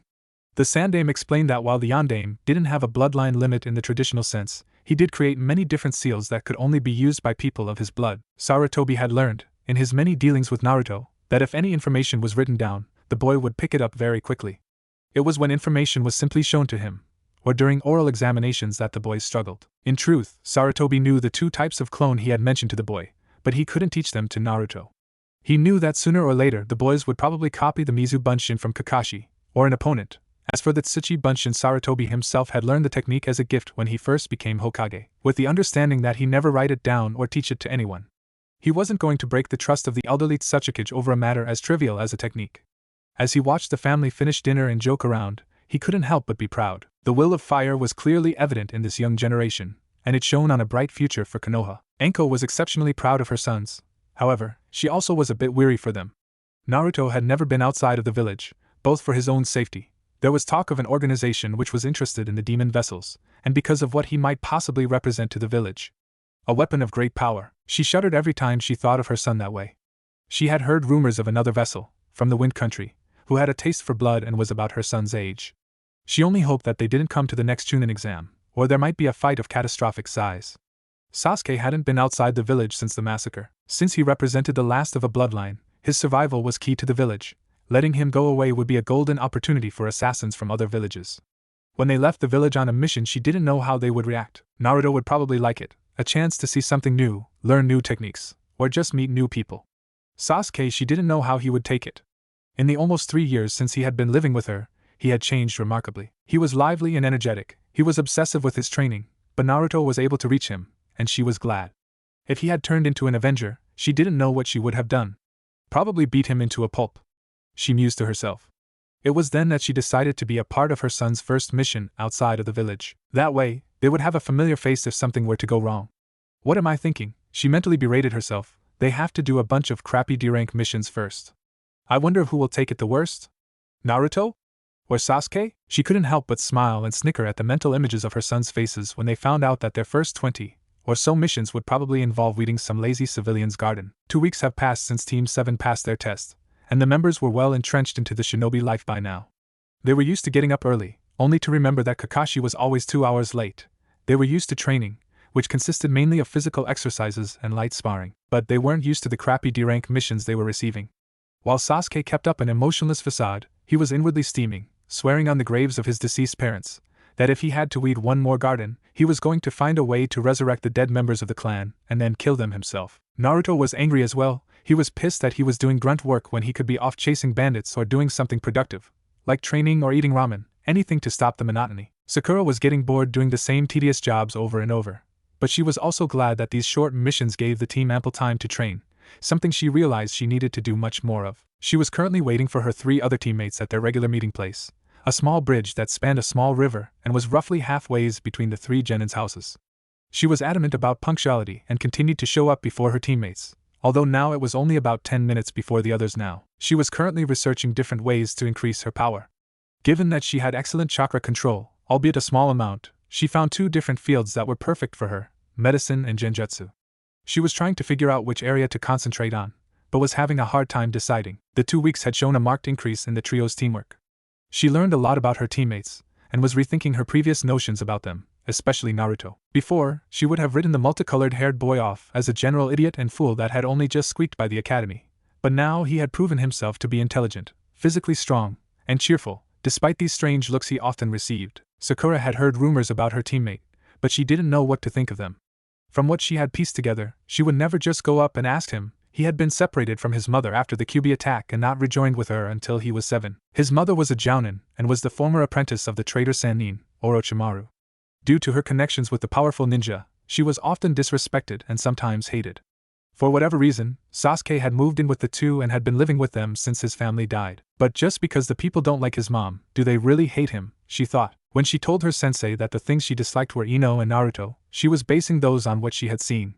Many of the civilians of the village often shot glares at the boy and muttered curses behind his back. When she asked her parents why, the answer she was looking for was skirted, and if her parents were in a good mood, they would simply tell her she wouldn't understand and that she should probably keep her distance from him. Yet all of the new data she had told her that Naruto was trustworthy and protective of his teammates, and would never hurt anyone that didn't deserve it. He was a mystery, and she would figure him out sooner or later. As Sakura was contemplating Naruto's life, the rest of her team was making their way towards the bridge for their next mission. She absent-mindedly greeted the boys as they arrived only minutes before Kakashi showed up, and they made their way towards the Hokage Tower for their assignment. Damn them. Damn them to hell. Sakura was fuming as she waited for her tardy sensei. Somehow, the boys had managed to talk the Hokage into giving them a C-rank mission instead of the boring and safe D-rank ones they normally got. She was beside herself. She didn't want to look weak in front of Sasuke, but she doubted her ability to perform up to par on the harder mission. Hence the cursing of her teammates them, and that annoyingly late sensei. I mean, would it kill him to be on time once? Apparently it would, because he was running an astounding 2.5 hours late. If he didn't have the client with them, then the 3 would have left a long time ago, with or without Kakashi. The threat potential on sea-level missions was mostly bandits, and those were rare. Yo, sorry we're late. There was this drowning fish, and it needed to be given CPR, and someone glued my mask to my face, so I had to instruct Tazuna-san here how to do it. Kakashi greeted the trio with a smile, or at least what they had come to interpret as a smile, and a wave of his head. Tazuna was simply staring at the man in disbelief. He was buying supplies and he tells them I was giving CPR to a fish? Tazuna thought as Sakura yelled liar. At the Jounin, the group was walking along the road between Konoha and the Wave Country, and it was very boring. The only interesting thing was a quick lesson about the different shinobi nations and their leaders. Besides the Hokage, when this was mentioned, Naruto supplied that he would be the greatest Hokage of all time one day. There was the Raikage, Kazekage, Mizukage, and Tsuchikage, who were the leaders of the Cloud Village, Sand Village, Mist Village and Stone Village, respectively. When he was done talking, the team and their charge drifted back into a lull of inactivity. Naruto, who was in the front, was searching for signs of bandit attacks or ambushes, Sasuke, who was behind him, was mostly sightseeing and enjoying his time out of the village. Tazuna was worried that he was sending these 3 kids to their death if they were to encounter the true reason he needed escorting, and Sakura returned to pondering over her teammates. They became so entrenched in their various activities that when an inconspicuous puddle came into view, no one immediately realized that something was wrong. Kakashi was the first to notice that a rather large puddle had formed in the road when there hadn't been any rain for days. Naruto probably would have overlooked it if he hadn't been bored and activated his Sharingan. It was a habit he had developed, although he wasn't sure why. But if he got bored, he would activate the Sharingan and try to copy new jutsu or just the way people acted and walked. On this occasion, he saw the chakra flowing from the deposit of water and silently signaled Sasuke that there were enemies about. Sasuke, in turn, turned towards Kakashi, catching the attention of Sakura. But the Jounin didn't seem to be paying attention, but Sasuke noticed his eyes were harder than normal. He must have noticed them. He reasoned and turned his attention to the front, where Naruto was deciding what to do. This is a C rank. There shouldn't be any chance of shinobi encounters. Naruto reasoned to himself. But if I attack them and they aren't after Tazuna-san, then I could start something I can't get out of. He gulped at the thought of possibly attacking another Jounin. He settled for a simple strategy. He passed through the puddle and watching the reaction of the liquid, trotting in it purposely. Sasuke followed suit, but Sakura and Tazuna walked around it, while Kakashi just ignored it. As he passed, the puddle quickly changed shape into 2 men, whose faces were covered with horn masks bearing the symbol of the Hidden Mist Village. They had metal gauntlets on their arms, connected by a serrated metal chain, which was covered with a deadly poison. The masked duo quickly ran forward and wrapped their chain around Kakashi, and before anyone could do much more than look surprised, they pulled the sharp chain through the Jounin, separating his body into many different sections. One down! Their voices were given a deeper timbre by the masks they wore, and they were good tag team fighters. They quickly moved towards Tazuna and Sakura. Sakura was frozen, seeing her sensei ripped apart by the 2 masked ninja in front of her, and it wasn't until the forms of Naruto and Sasuke leapt in front of her and their client that she realized how close the 2 attackers were. Naruto completed the seals for Katan, Housenka no Jutsu, forcing the pair to either jump up, due to the area covered by the small fireballs, or disengage the chain and dodge separately.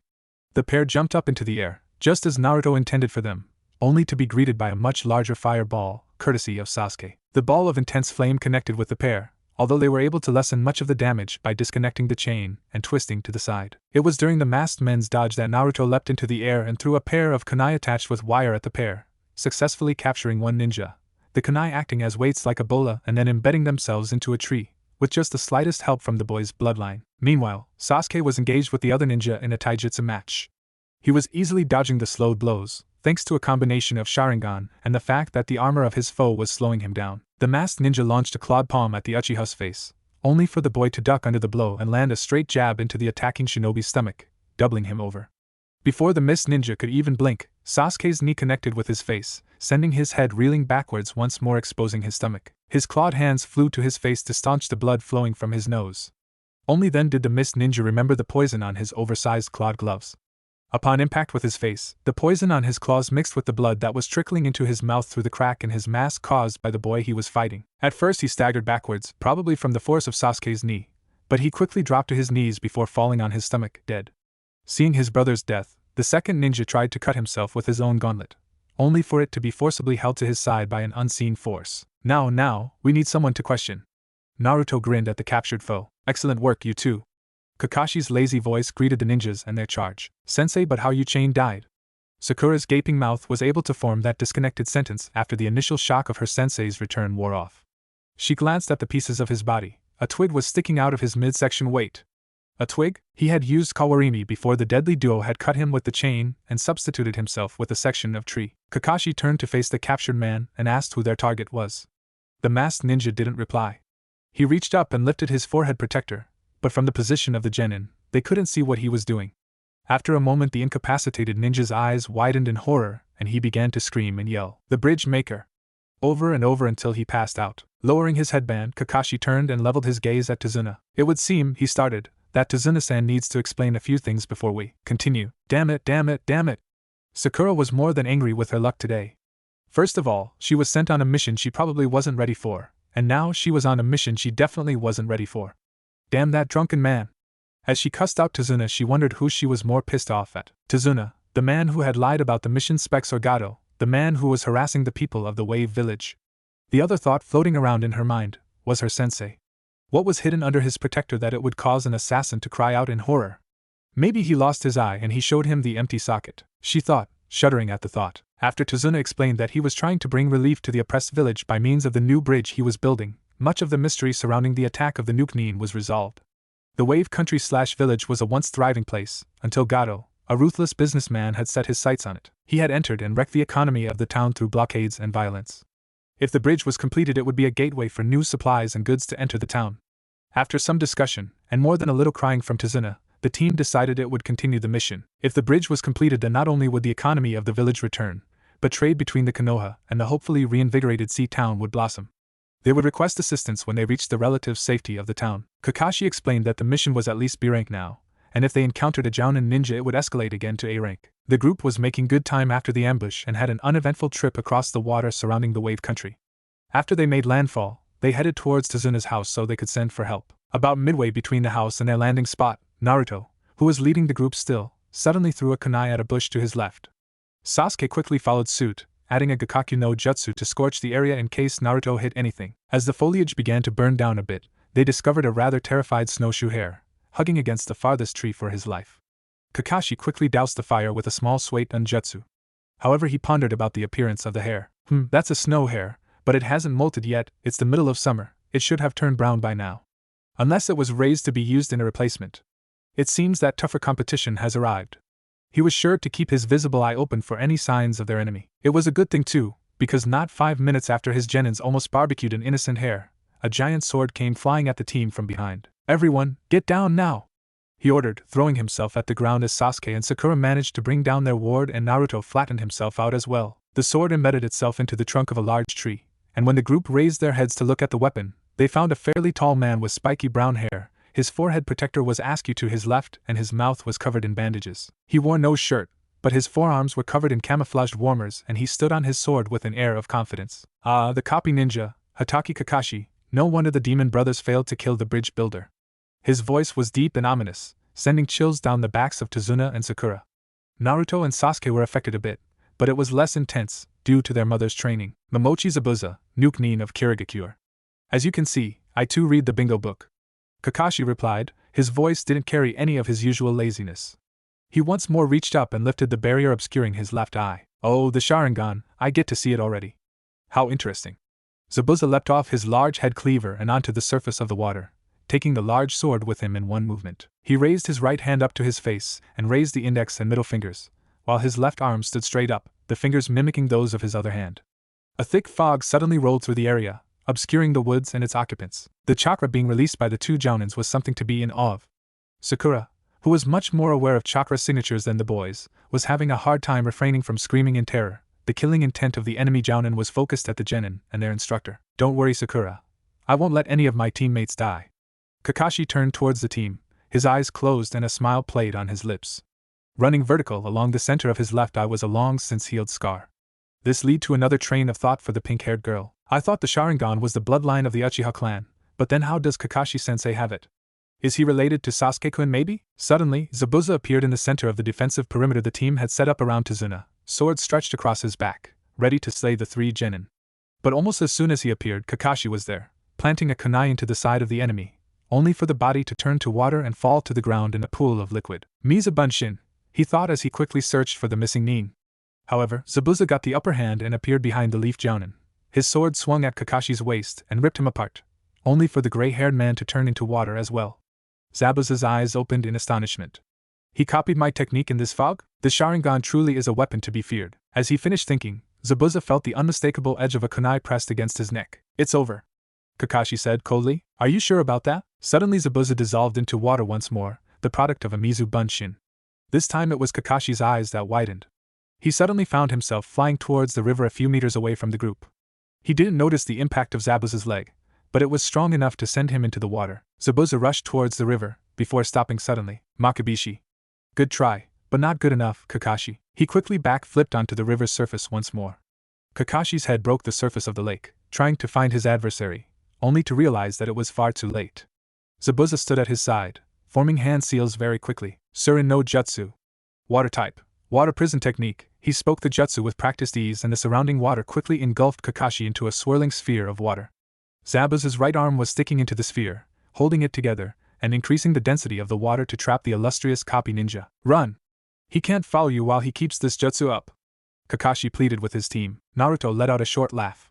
Nope, not gonna happen, sensei. Those that would abandon their comrades are worse than trash, right? He gave his brother a quick look, and the two rushed the mist Jounin, only to stop at the water's edge when Zabuza created a Mizu Bunshin without using hand seals. The two boys attacked the clone, but were thrown back by the flat of the giant's sword their attacker wielded. Searching the surrounding area for anything that could be used to fight off the clone, something on the ground caught Sasuke's eye. Hey, Naruto, he gestured towards the ground off to the side of the clone that was steadily making its way towards the boys. Naruto looked towards his teammate was indicating and got the meaning of the unspoken sentence. Well, shit, I didn't want to do it, but you got a point. The blondish boy spoke, before raising his arm and pointing it to the left of the clone, his eyes closed in concentration. Meanwhile, Sasuke was throwing shuriken and kunai at the clone, only for them to be blocked by the giant's sword. Thinking quickly, he created a Mizu Bunshin from the river and used it to catch the clone in a pincer move, but the Jounin's clone was much too strong and destroyed the clone before once more kicking the Uchiha away. Those students of yours are weak, Zabuza commented, offhandedly to Kakashi. The Konoha Jounin didn't respond, but watched his students fight against a superior opponent. He watched as Sasuke was once more repelled and fell to the ground. But as he rose, both of the Jounin noticed that his face wasn't contorted in pain or frustration, but plastered with a smirk of superiority. Naruto, now! Sasuke yelled. Naruto simply smirked, eerily reminiscent of his brother, and waved his arm. In a fraction of a second, the Mizu Bunshin disintegrated and Zabuza was hit with an unseen force, and the shock of the attack forced him to release the water prison. What was that? Sakura wondered in awe. Zabuza's right arm began to drip blood as he brought it to his face to inspect the damage. He found the small makibishi lodged in his arm and stomach. The spiked pieces of metal, normally used to impede enemies' movements, had become a rather effective ranged weapon. How the hell did that brat do that? He cursed mentally, drawing his sword and advancing towards the duo, until he was stopped by Kakashi's figure rising from the river in front of him. Your fight is with me, he calmly stated, locking eyes with Zabuza. Damn it, this guy is pissing me off. Zabuza commented to himself as he began the hand seals for the Suiton Suryudan no Jutsu, water type, water dragon technique. As he flashed through the seals, he noticed something peculiar in the behavior of his opponent. He was doing the exact same seals at the exact same time. Suiton Suryudan! Both Jounins cried out at the same time. Two dragons composed of water rose from the raging river and spiraled at their intended target, only to crash into each other. Damn it, it's like he knows Zabuza started what I'm going to do next. Kakashi finished. Zabuza's eyes widened in shock as the copy Nin read his thoughts. Damn you, Zabuza cursed. Insignificant monkey. Kakashi once more supplied the demon of the mist with the end of his sentence. This time Zabuza didn't respond and just ran through the seals for Suiton Daibakufu no Jutsu, water type, great waterfall technique. Kakashi once more imitated his opponent, and when Zabuza locked eyes with his opponent once more, he was startled to find not only Kakashi, but the ghostly figure of himself, standing behind him.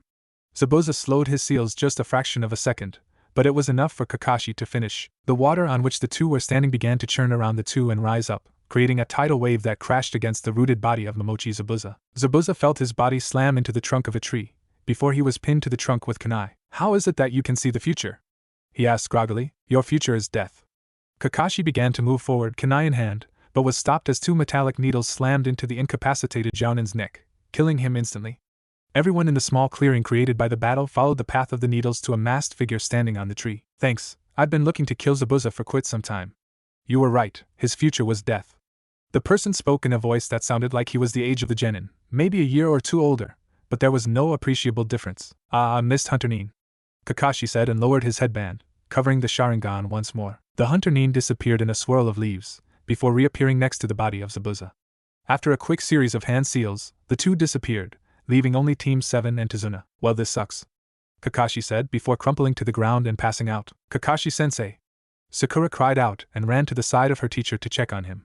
He appeared to be fine, but he seemed tired somehow. Come on, let's take him to my house, it's just a ways to town from here. Tazuna offered, still in awe at how the team handled themselves. Kakashi slowly regained consciousness, and with it, all of the aches and pains that come with chakra exhaustion. I wonder how long I was out for this time. The lazy Jounin asked to no one. He opened his one visible eye and found himself laying on a futon in a room he didn't recognize. Shortly afterwards the door opened to reveal his team in varying states of exhaustion. Only a day and a half, actually, came the reply to his seemingly rhetorical question, from the last remaining Uchiha. Were you training? He asked the genin. Just a little bit, sensei, Naruto replied. Mostly just some taijutsu. Kakashi nodded in approval and attempted to sit up a bit, succeeding after 2 tries. It is imperative that we send for help, he said, his voice in a dead serious tone. Zabuza is alive. The standard procedure for Hunter Nin is to dispose of the body on site, not to take it somewhere else. I think that the hunter was working with Zabuza and simply put him in a death-like state. He is still alive and has at least one person working with him. If his partner is skilled enough in the medical arts, which I think they must be because the knowledge needed to put someone in a death-like state is well above average, then we have about 2 weeks or so until Zabuza is well enough to attack again. This brought a gasp from the genin who thought the ex-Miss Ninja was out of the picture. Sasuke or Naruto, do either of you have a summoning scroll for a messenger bird? Kakashi asked. Both boys nodded their heads in the affirmative and produced 2 identical scrolls. Good, I need one of you to send a message to the Hokage, requesting backup. Right now, the 3 of you aren't strong enough to fight either of the 2 foes we have identified right now. But I plan on changing that. His last sentence was accompanied by a slight smirk, barely evident through the fabric of his mask. While the boys saw this as a good thing, Sakura didn't like the look her sensei had. Not one bit. The next day dawned early and with not a single cloud in the sky, although the genin didn't have the time to admire the surrounding wilderness.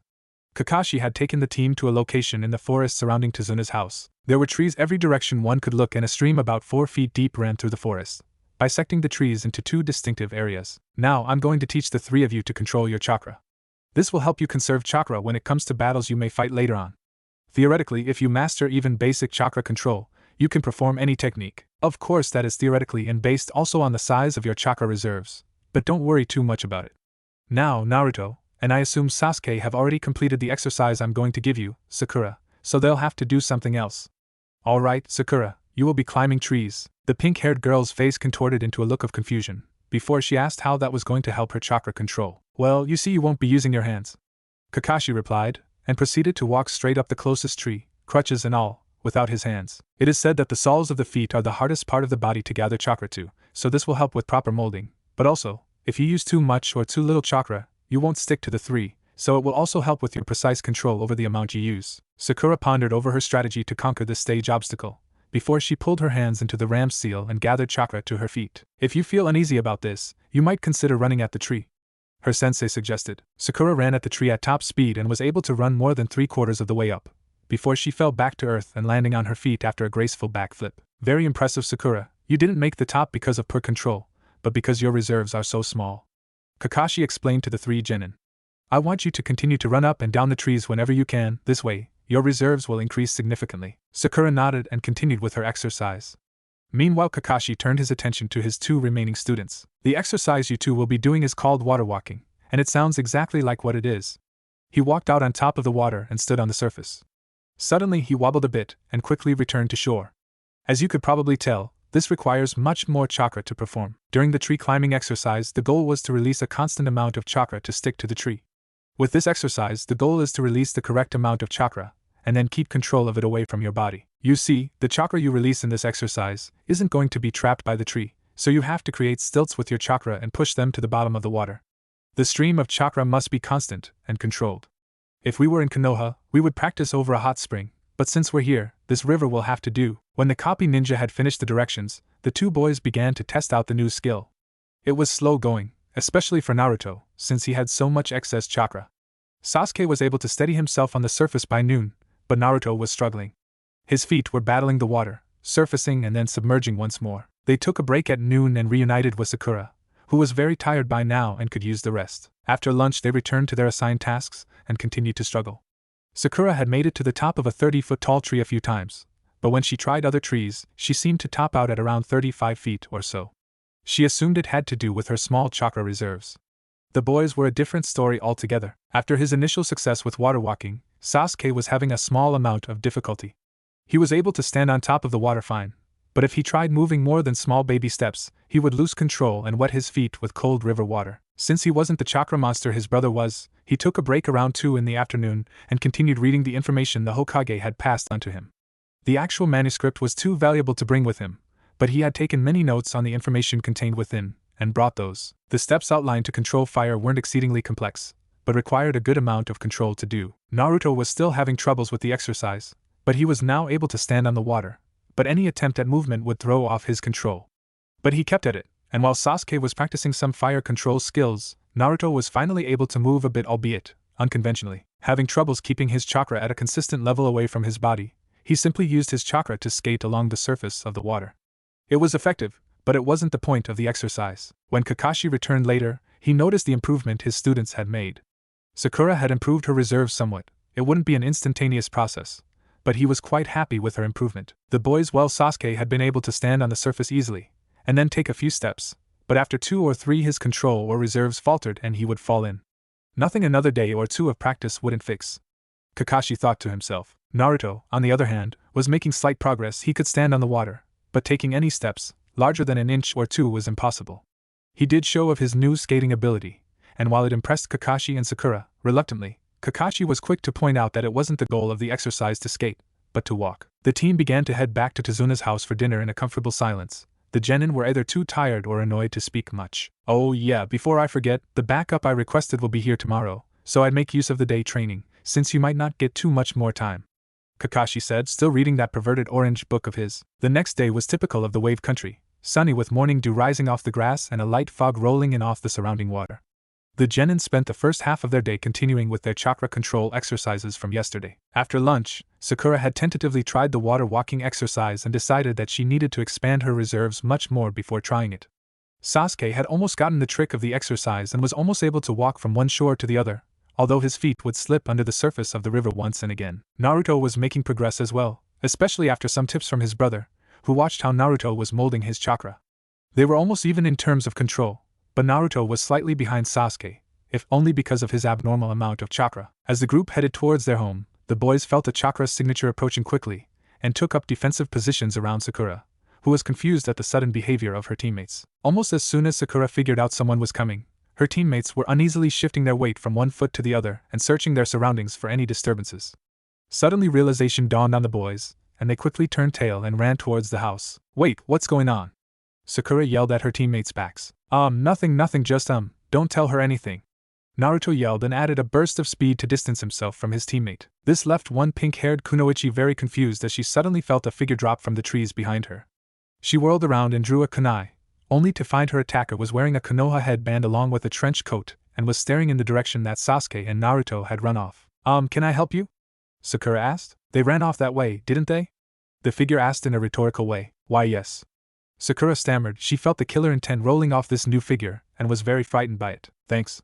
The mysterious figure said with a smile, before disappearing once more, her trench coat flowing behind her. Sakura shrugged her shoulders and continued back towards the house. When she returned to Tezuna's house, she was greeted by her sensei and Tezuna's daughter Tsunami. Hey sensei, I saw this really strange lady, and she had a Konoha headband. Is she our backup? Sakura asked as she accepted a glass of water from Tsunami. Yes, that would be Mitarashi Enko, who I believe right now is yelling at Sasuke and Naruto. Kakashi answered without looking up from his book. He was correct, because if Sakura listened very carefully, she could make out sounds coming from upstairs that sounded like either yelling or murder. It really could have been either one. Suddenly, Naruto and Sasuke ran through the kitchen and out the door, followed by a set of kunai, which embedded themselves in the table. Get back here! I'm not done with you two yet. Enko yelled from the top of a flight of stairs that lead to the bedrooms. Kasen, I don't mean to be rude or anything, but no. Naruto yelled back over his shoulder, still running for his life, Sasuke ahead of him. He hadn't stuck around to talk with Enko, so that's Naruto and Sasuke's mom. Sakura thought as she watched the woman at the top of the stairs glare at the retreating backs of her sons.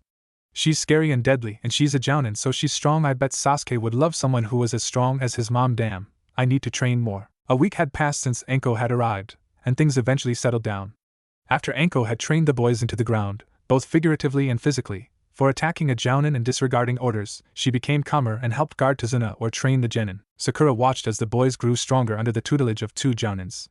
She was quite disappointed in the fact that she didn't have enough chakra to perform almost all of the jutsu that the boys were learning. She was diligently climbing trees like it was going out of fashion, but her chakra reserves were growing at what seemed like a snail's pace. She was currently lying at the base of a tree resting after another continuous hour of running up and down a 47-foot tree. In almost a week and a half, she hadn't managed to find out how Naruto was able to propel Makibishi at a jounin, or how Sasuke came to live with Enko and Naruto. It wasn't for lack of trying either, they just wouldn't talk. The best she got out of them was it's called a secret for a reason. In one short week, Sakura had learned to hate that word like nothing else. Not even Enopig could compare to her hatred of the word secret. If I hear that once more, I think I'll go insane. She mused to herself and started to get back on her feet. Hey! Pinky! Sakura turned around to see Enko meandering over towards her, leaving Naruto and Sasuke lying on the ground, dazed. You've been doing that forever, aren't you bored yet? The jounin asked. Well, yeah, I mean I keep running up and down, but I just can't seem to increase my reserves enough. Well, that's generally the problem that plagues most kunoichi. We have pretty damn good control, but not large enough reserves. Anko said. This wasn't anything new to Sakura, she had known this before. She looked at Anko and noticed the glint in her eyes that seemed to promise pain. But there are other ways of forcing your reserves to increase. Keep in mind that most of them are illegal and you would be killed, either by the attempt or by Konoha if you did.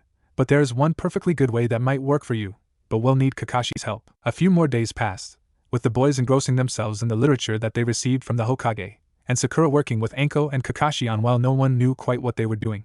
The day wore on and the two jounin began to return home with a badly winded Sakura, but the boys continued to practice. They returned for dinner, which was a subdued affair, both due to the economic state of the country and the loss of another 5 workers from the bridge, pushing its completion back even further. Then there was the enigma known as Inari. Tsunami's son was silent, and would often throw dirty looks at the ninja. That night, things came to a head. Inari was watching the genin eating dinner, when he suddenly threw his fist at the table. Why? Why do you even try? You'll never be strong enough to beat Gato. No one is. You'll just end up dead. Don't flatter yourself, kid. I don't plan on dying anytime soon. Naruto replied, barely acknowledging the boy. Idiot. Gato's too strong, he'd just kill you like you were a fly. Inari almost screamed as tears from long since repressed memories welled to the surface. Yeah, whatever, do you have any more rice? It's really good. Naruto asked Tsunami. You don't get it, do you? Now Inari was screaming, his tears flowing freely down his face.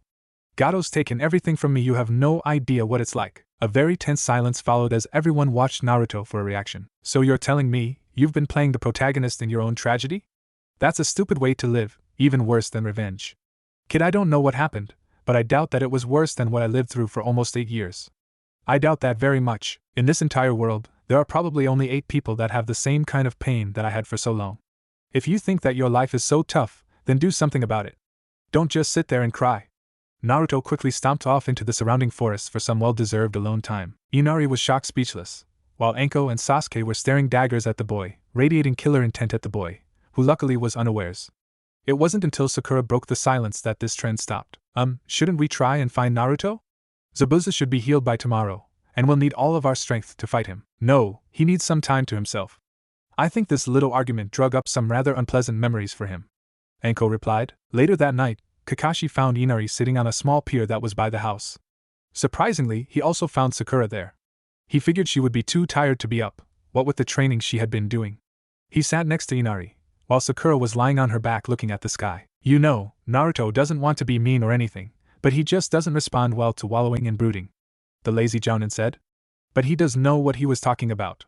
I heard about your father, and I am truly sad to hear that such a great man was killed by a thug like Gato. But you still have a mother. Naruto grew up on his own for almost 8 years with no parents. He was hated for something he had no control over, even after he found Anko. This was a news flash to the pink-haired genin. She didn't realize that people hated him just for who his mother was. This called for more contemplation. A lot more contemplation. Naruto stormed into the forest, in the exact same manner he stormed out of Tazuna's house. He was feeling emotional, not quite crying, but not too far from it. It was something he hadn't done since he moved in with his mom, and he didn't plan on starting now. So he did the best thing he knew to take his mind off certain disrespectful child. He trained and trained and trained some more. He didn't stop until it was easily midnight, and he still had energy to burn. Yes, but tomorrow is the day Zabuza is supposed to finally be healed, so I need to conserve my energy. He thought. Might as well go to sleep. With that he lay down in the soft grass and fell into a quiet sleep. Morning dawned early, and Haku was making good use of it. The fake hunter Nin was gathering herbs that would be needed after the fight with the copy ninja Hatake Kakashi and his team of genin. Of course the two boys were the only ones worth preparing for. From what was gleaned during the previous encounter, it was obvious that the two were above average tandem fighters, and then there was the strange blonde and black-haired boy. He was able to project Makibishi into Zabuza-sama. I wish I could figure that trick out. Haku entered a clearing and noticed the aforementioned boy lying in the grass. Walking towards the prone boy silently, Haku stopped and stared at the sleeping boy's face. Along with the distinctive dual whisker marks, Haku noted the small scars covering the boy's eyelids. Someone tried to remove his eyes. This thought crossed through Haku's mind without being fully thought through. Damn you, kid, do you have any idea how hard those pieces of metal were to remove?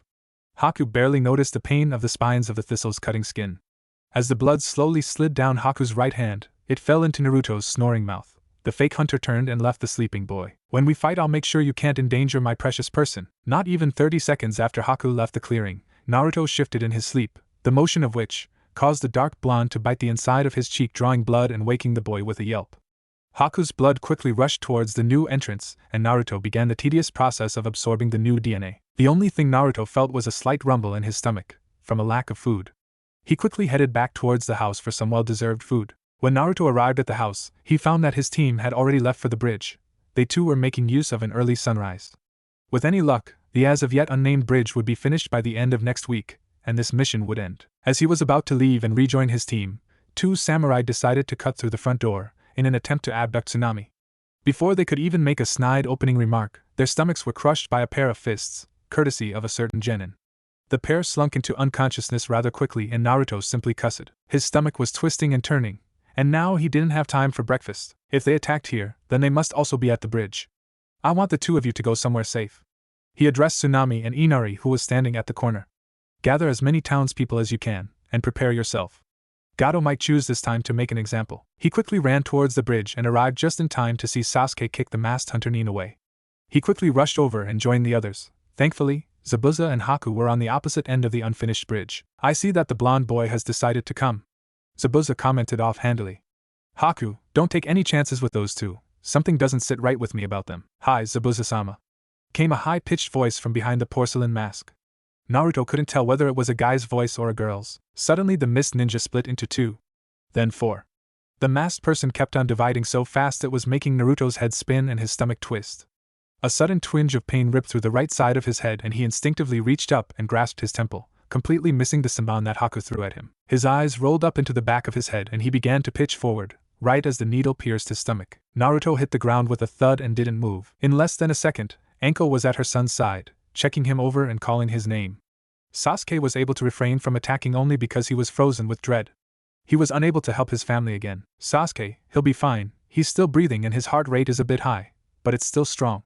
I'm more worried about the acid in his stomach, damaging his muscles and other organs right now, Anko said through clenched teeth. But since I'm worthless when it comes to being a medic Nin, I think I'll take out my frustrations on a certain mask-wearing kid. With that declaration of pain, Anko and Sasuke engaged the mist ninja.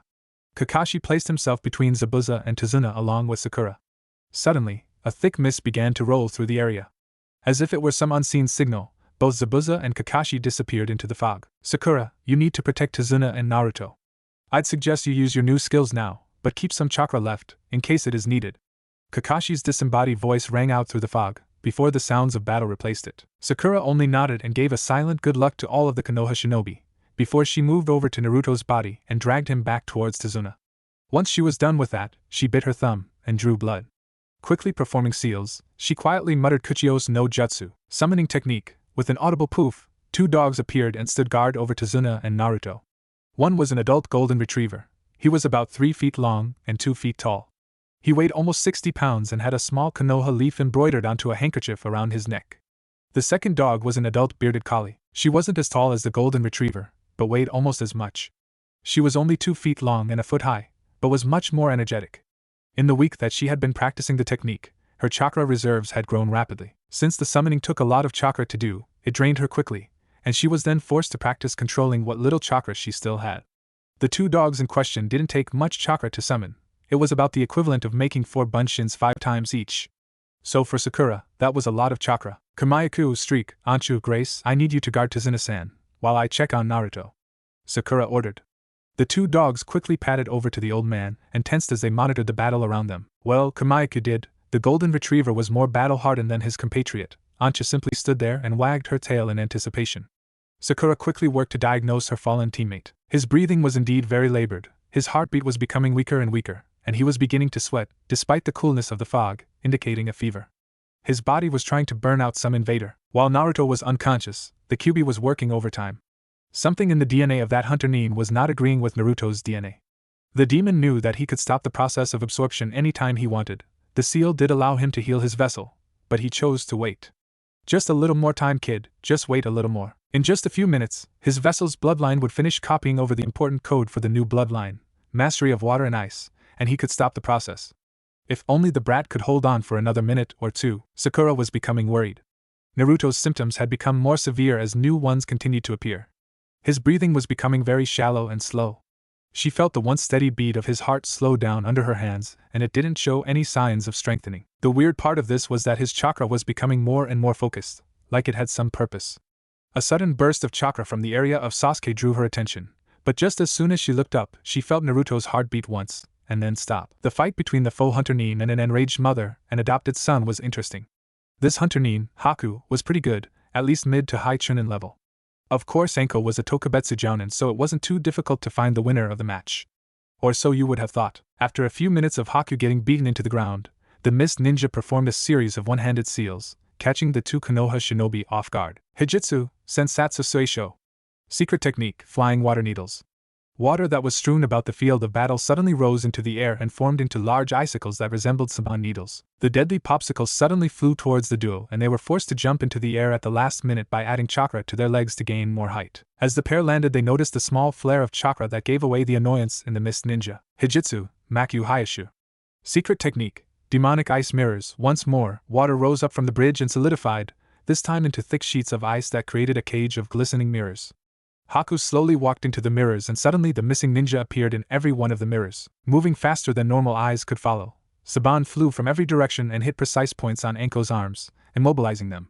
Sasuke quickly activated his Sharingan and rushed to his mother's side. He quickly removed 3 of the 5 needles that were holding her arms hostage, but was forced to move out of the way by another volley of the thin metal needles. Damn, this is going to get difficult, he thought before launching into another attack. Sakura was panicking.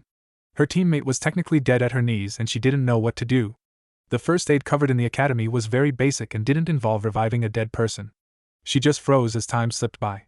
The sounds of battle didn't distract her, and she continued to stare at Naruto. His face was pale and his lips were becoming blue. As she knelt next to his body, tears began to form in her eyes and she cried. She cried at her own inadequacies, she cried at her teammates' unfinished goals, and she cried that a brother and mother would have to deal with this reality. She closed her eyes and wept. While Anko and Sasuke were engaged in their own battle and Sakura was dealing with her dead comrade, Kakashi was fighting Zabuza.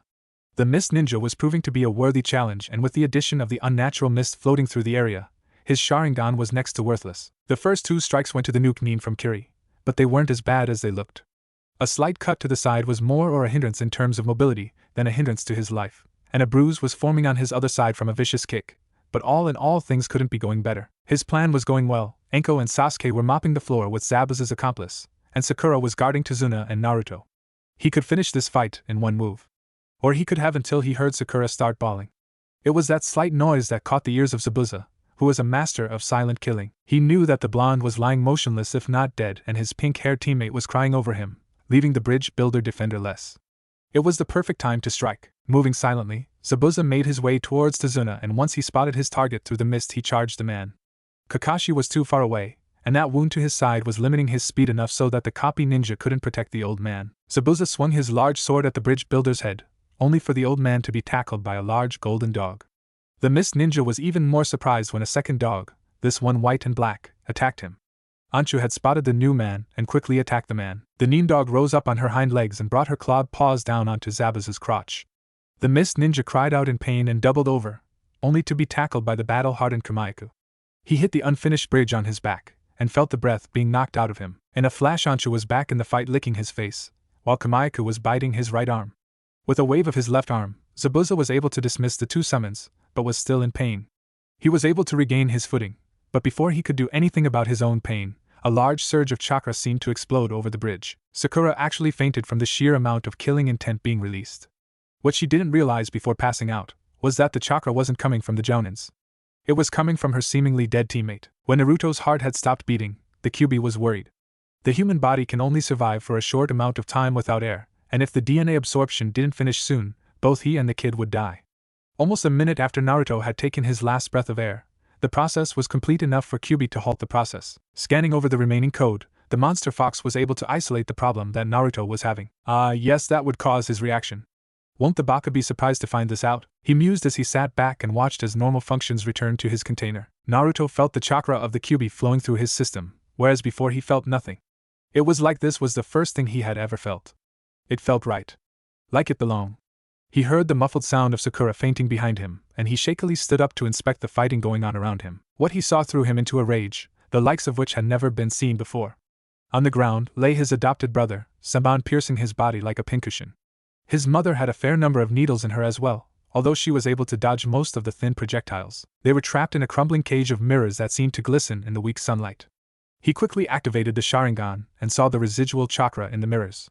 It wasn't an extraordinary amount, So why was his brother and mother injured so? With a pulse, the chakra of the demon fox flooded through him and the reason ceased to be important. Someone had harmed his precious people, and that someone would die. The demonic ice mirrors had turned the tide of the fight. Or actually, the needles that were preventing Anko from using her arms were. If she could move her arms, she could summon a snake or use a fire jutsu. But no, there were needles in her arms that prevented her from doing anything other than dodge. Luckily, the 3 needles that Sasuke had removed were helping restore some movement, and soon she would be able to move her arms enough to remove the final 2. She just hoped that Sasuke could hang on for a while longer. Sasuke was holding his own. His Sharingan was able to anticipate the movements of his opponent, but dodging the needles that were thrown at him was more difficult. If he could destroy the mirrors, then maybe he could buy enough time for Anko to escape or remove the needles. He was beginning to feel the strain on his chakra reserves, but he could hold on for a while longer. While the Mist Ninja was preoccupied with a scorch mark on the pants of his or her battle kimono, Sasuke quickly ran through some hand seals, before inhaling a deep breath. Katan, Gakakyu no Jutsu, Fire Type, Grand Fireball. A large ball of flame shot from Sasuke's mouth and impacted the 3 closest ice mirrors. A large cloud of steam issued forth, and when it cleared, the Uchiha was astounded to find that his attack had little effect. My mirrors cannot be broken by your attack, the mysterious shinobi said, returning his or her attention to Sasuke. The Uchiha glared back at his opponent and tried the Grand Fireball, this time with a twist. Using the new knowledge from his ancestors, Sasuke narrowed the stream of fire coming from his mouth, so that it was only a few inches in diameter. It had the same amount of fire as the normal attack, but this one was focused. It impacted a soul mirror, which held its shape for a second, before subliming into steam. Although he didn't realize it, Sasuke had just taken the first step towards learning Katan, Karya Enden, Fire Type, Fire Dragon Flame Bullet, a very advanced Katan technique. Now to get rid of more of those damn mirrors, he thought, and once more flew through the familiar hand seals.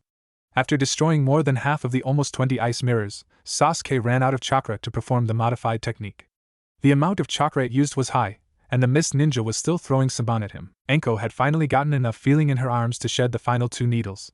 The steel needles hit the concrete bridge, and in the blink of an eye, she was back in the fight. Katan, Ryuka no Jutsu, Fire Type, Dragon Fire Technique. A large burst of flame finished off many of the remaining mirrors, but before the last one was destroyed, Haku threw 3 final Saban at the Jounin.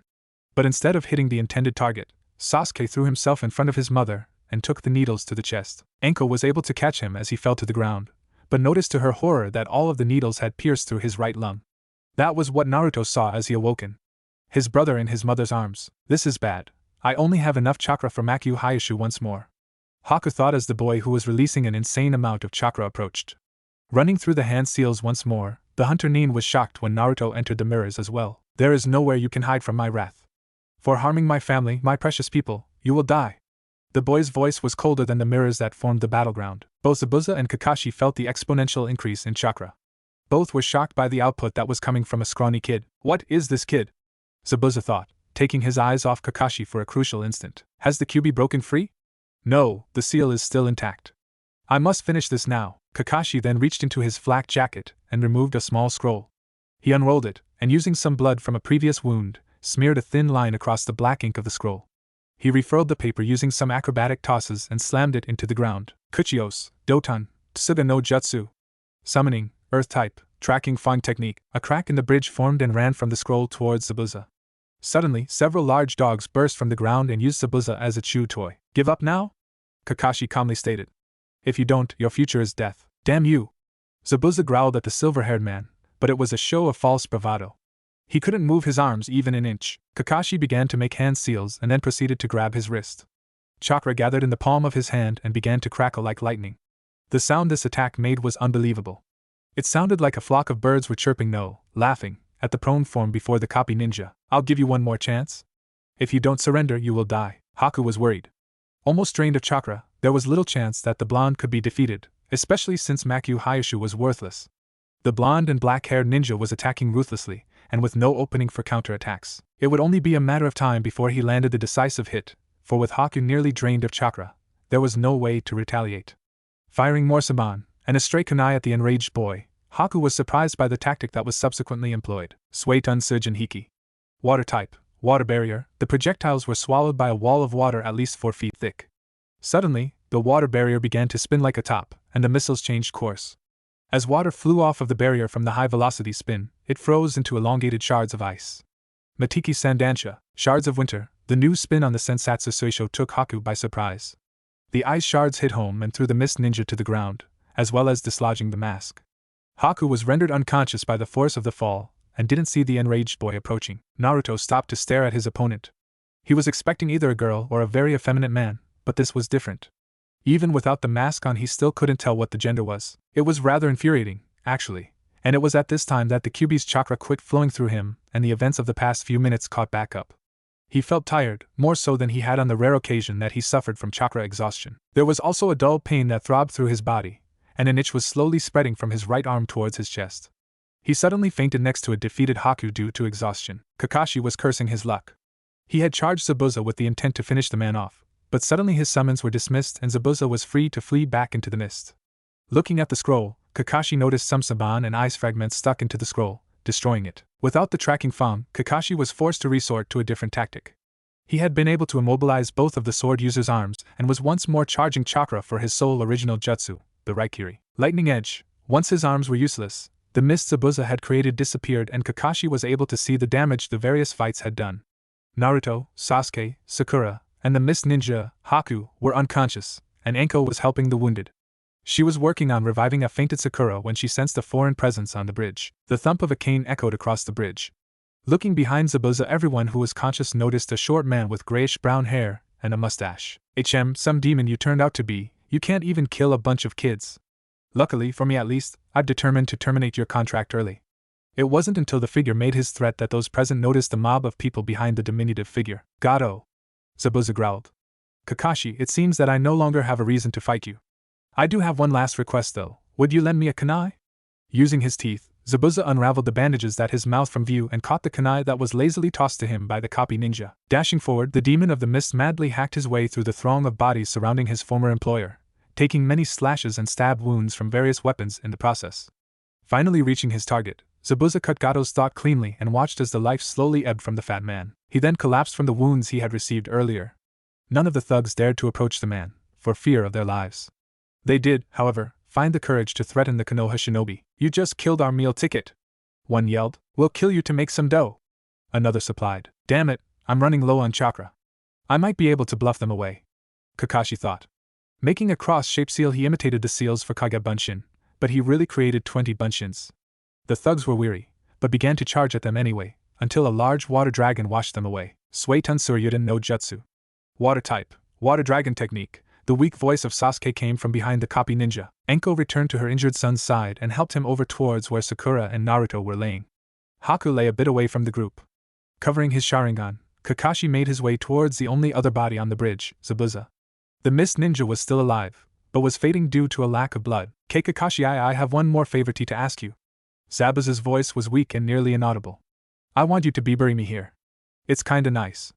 Those were the last words spoken by Momochi Zabuza, the demon of the bloody mist. Once all of the surviving shinobi, including Haku, were transported back to Tazuna's house, Anko used a messenger scroll to contact Tsunade for Naruto and Sasuke.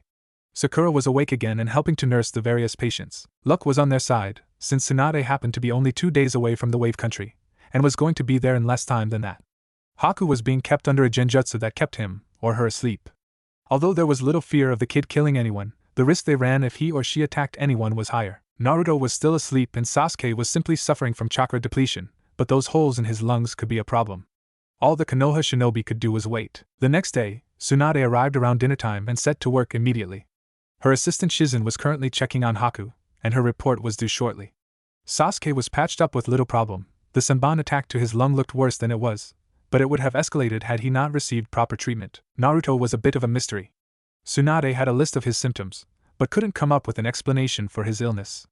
All of his ailments were common to allergies, but thanks to the Kyuubi, Naruto had never been sick a day in his life, or had allergies. Even the fainting was consistent. If an allergic reaction is left untreated, it may escalate to anaphylaxis, which if untreated could turn fatal.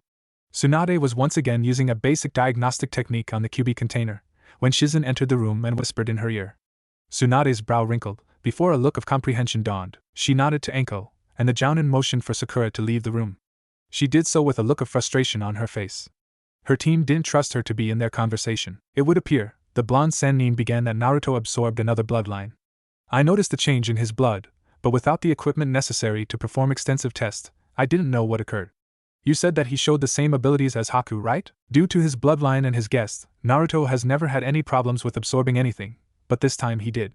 All of his prior symptoms are consistent with an allergy, but I didn't know the source until now. It would appear that Haku transferred some of her DNA into Naruto. All of the DNA up until this point was male, but I believe that the female DNA caused an allergic reaction. I think we just have to wait for the Kyuubi to eliminate the excess DNA in his system, and he will be as good as new. True to her word, Naruto was up and about in a day's time. After the explanation of what happened, he was more than happy to train with his new bloodline. He would disappear into the woods for hours at a time. Sasuke was less fortunate. Sakura continued to hang on to him wherever he would go. The only place he was able to get some peace was around Haku. For whatever reason, Sakura was afraid of the mist kunoichi, probably because Haku would kill Sakura in no time. It was while Naruto was off training and Sasuke was able to avoid Sakura enough for Haku to ask the Uchiha question. Yukaya-san, your mother, she told me that your past and mine were similar. Do you know what she means? The brunette asked. Sasuke thought about it. He didn't know that much about Haku. No, I don't, he answered. But maybe we should talk and find out what Enkoka-san meant. I'll go first, Haku said. I was born in Kirigakure. Well, actually it was a small outlying town, but that's like splitting hairs. My mother was the one with the bloodline, the mastery of water and ice, but she hid it. In Kiri, bloodlines like mine were feared and those with them were hunted down and killed. When my father found out that my mother had one, he killed her, and then he tried to kill me. I don't remember what happened, but somehow I was able to kill my father and all of the members of the mob he had gathered. Then I ran. I ran as far and as fast as I could. I lived on my own for a few years before I met Zabuza-sama. He trained me to be a shinobi and took the place of my father. Eventually Zabuza led a failed coup and we had to flee from the Mist Village. We took jobs as nuke-nin for various individuals until we were contacted for this assignment. What about you? Sasuke was amazed by the similarities in their lives. Granted, he hadn't killed his father, but they were both the last of their bloodline, not including Naruto, and had adopted new families. I was born into the Uchiha clan. We were famous for our Sharingan and made up the entirety of the police force. But then my brother killed off the entire clan. He used the genjutsu on me and made me relive the slaughter of my family for 3 straight days. When I awoke, I was in the hospital and depressed. It wasn't until Hokage-sama took me to see Naruto and Kaasan that my life changed. Enko has become my mom and Naruto is the only one I will ever call brother again. This time it was Haku who was in awe of the similarities of the two. They continued to compare their lives for a long time. It wasn't until dinner that the two returned, earning a death glare from Sakura and 2 mischievous looks from Enko and Naruto. In fact, after dinner, Haku approached Kakashi and Enko about returning to Konoha with them, to live life as a civilian. She said it was what Zabuza would have wanted, but deep down Sasuke knew it was because of the same history the two shared, and for once, he didn't mind a girl following him. Sarutobi, the Sandaime Hokage, rolled the message he had been reading up and sighed. Team 7 was returning from their C-turned a rank mission late but intact. Actually, they were +1 member, a mist kunoichi named Haku, who wished to become part of the village as a civilian. The report included her history and truthfully Sarutobi was impressed. It wasn't every day that the apprentice to the demon of the bloody mist wished to join your village, let alone as a civilian. Well, he'd be dead before he let an opportunity like this slip away. He called some selected individuals into his office. Moments after his summons left his possession, the 4 people he had called arrived. Yohei Kurenai, Yumino Irika, Shirane Ginma, and Marino Ibiki all entered the office of the Hokage with various degrees of cluelessness, although Ibiki hid his best. You called us, Hokage-sama? Irika asked the old man. Hi, Team 7 will be returning with an extra member. A former Mist Kunoichi by the name of Haku. She was apprenticed to Momochi Zabuza, until his death a couple days ago. She wishes to become a Konoha citizen, however, due to her skills, I would like her to be a shinobi. The only problem is that she would need someone to adopt her and sponsor her. She has lived through the mist cleansing and hasn't had a true family for years. You 4 are the only ones with the ability to defend her, should Hunter Nin come for her, as well as provide the correct atmosphere for someone her age. He handed the 4 the letter he had received from Kakashi and Enko. In turn the quartet passed it around and read its contents. Hokage-sama, Irika spoke. I would like to adopt Haku, seeing as how she has already bonded with Sasuke and Naruto. But as a chunin, I don't have the income to support anyone besides myself, and that's if I don't treat Naruto to ramen. I'm afraid that I wouldn't provide the correct atmosphere in a home that you are looking for, Ibiki stated. Genma was about to make some excuse when Kurenai spoke up. I'll take the girl, she stated calmly. I have been lonely as of late, and a companion would do me wonders, and as skilled as she is, perhaps she could inspire Hinata. The Hokage merely nodded his head and dismissed the others. I will have the paperwork for you later today, and they should be returning in 3 or 4 days. There was a slight incident involving Naruto, but it has been taken care of. Kurenai nodded her head and left the office. 3 weeks had passed since that meeting in the Hokage's office. Team 7 had returned safe and sound, although Sakura was still glaring/hiding at/from Haku. Speaking of the ex-Mist Ninja, Yuhi Haku was adapting very well to her life as a Konoha shinobi. Technically, she was on the mandatory 90-day probation period, but that didn't stop her from training with Kurenai, Team 8, or Team 7. Originally the plan was to have her trained as a medic ninja, but it quickly turned out to be a bad idea. While she was well versed in anatomy and pharmacy, Haku had a problem with being a medic nin. She had a large fear of blood. Not Tsunade large, but somewhere in between freak out/panic/faint.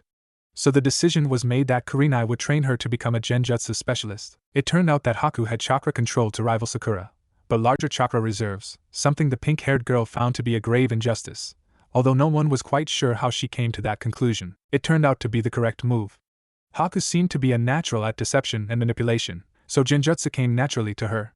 She didn't have a large number of techniques, but when she used them in conjunction with her bloodline limit, they became very difficult to combat. Speaking of blood limits, our protagonist was currently practicing his new bloodline in the forest. Needles of ice were scattered around the area and even a few had hit their target, Enko.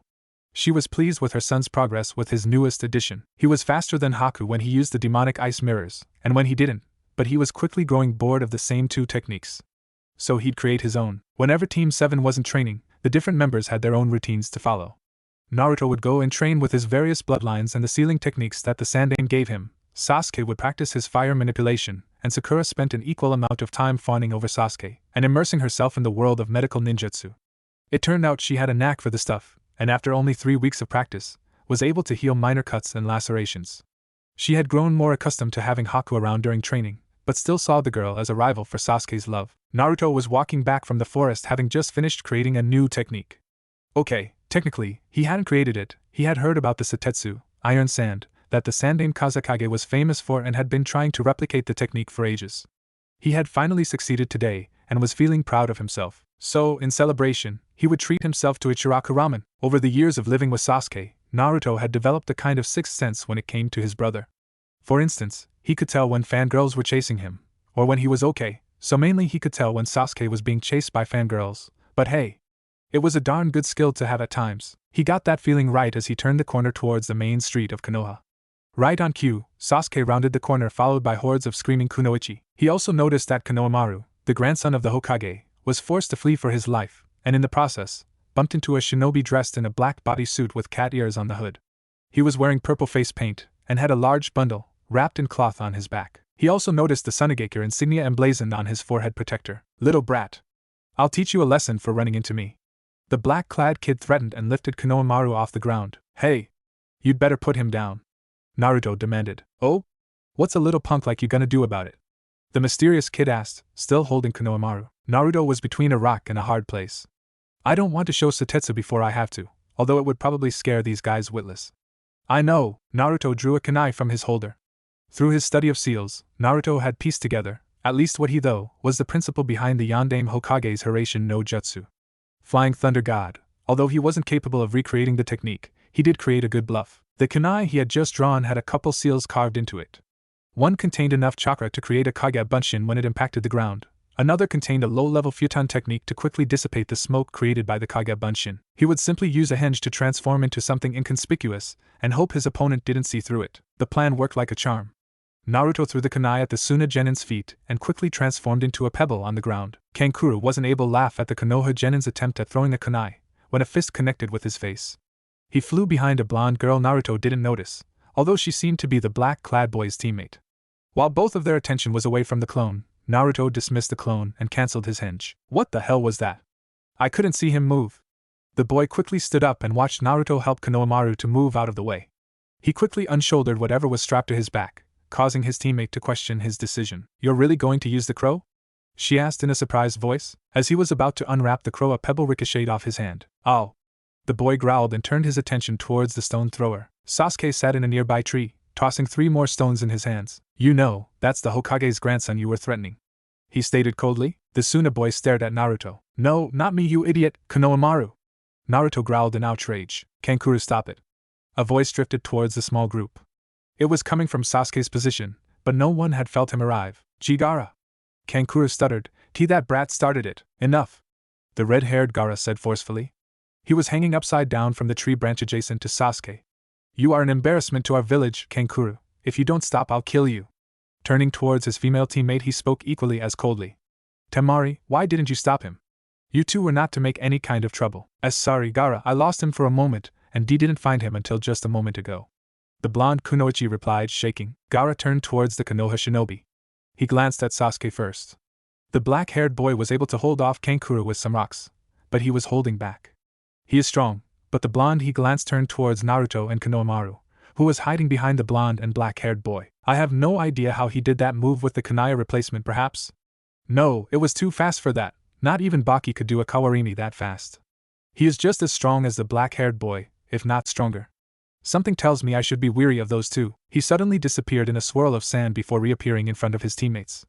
He was wearing a black short-sleeved shirt and dark brown pants, and had a large gourd strapped to his back. He also had dark black rings around his green eyes, or light blue eyes, a light bluish-greenish color anyways. It was some one of those colors that fights would start about. I'm sorry for my teammates' behavior, he said, and began to walk off. Wait!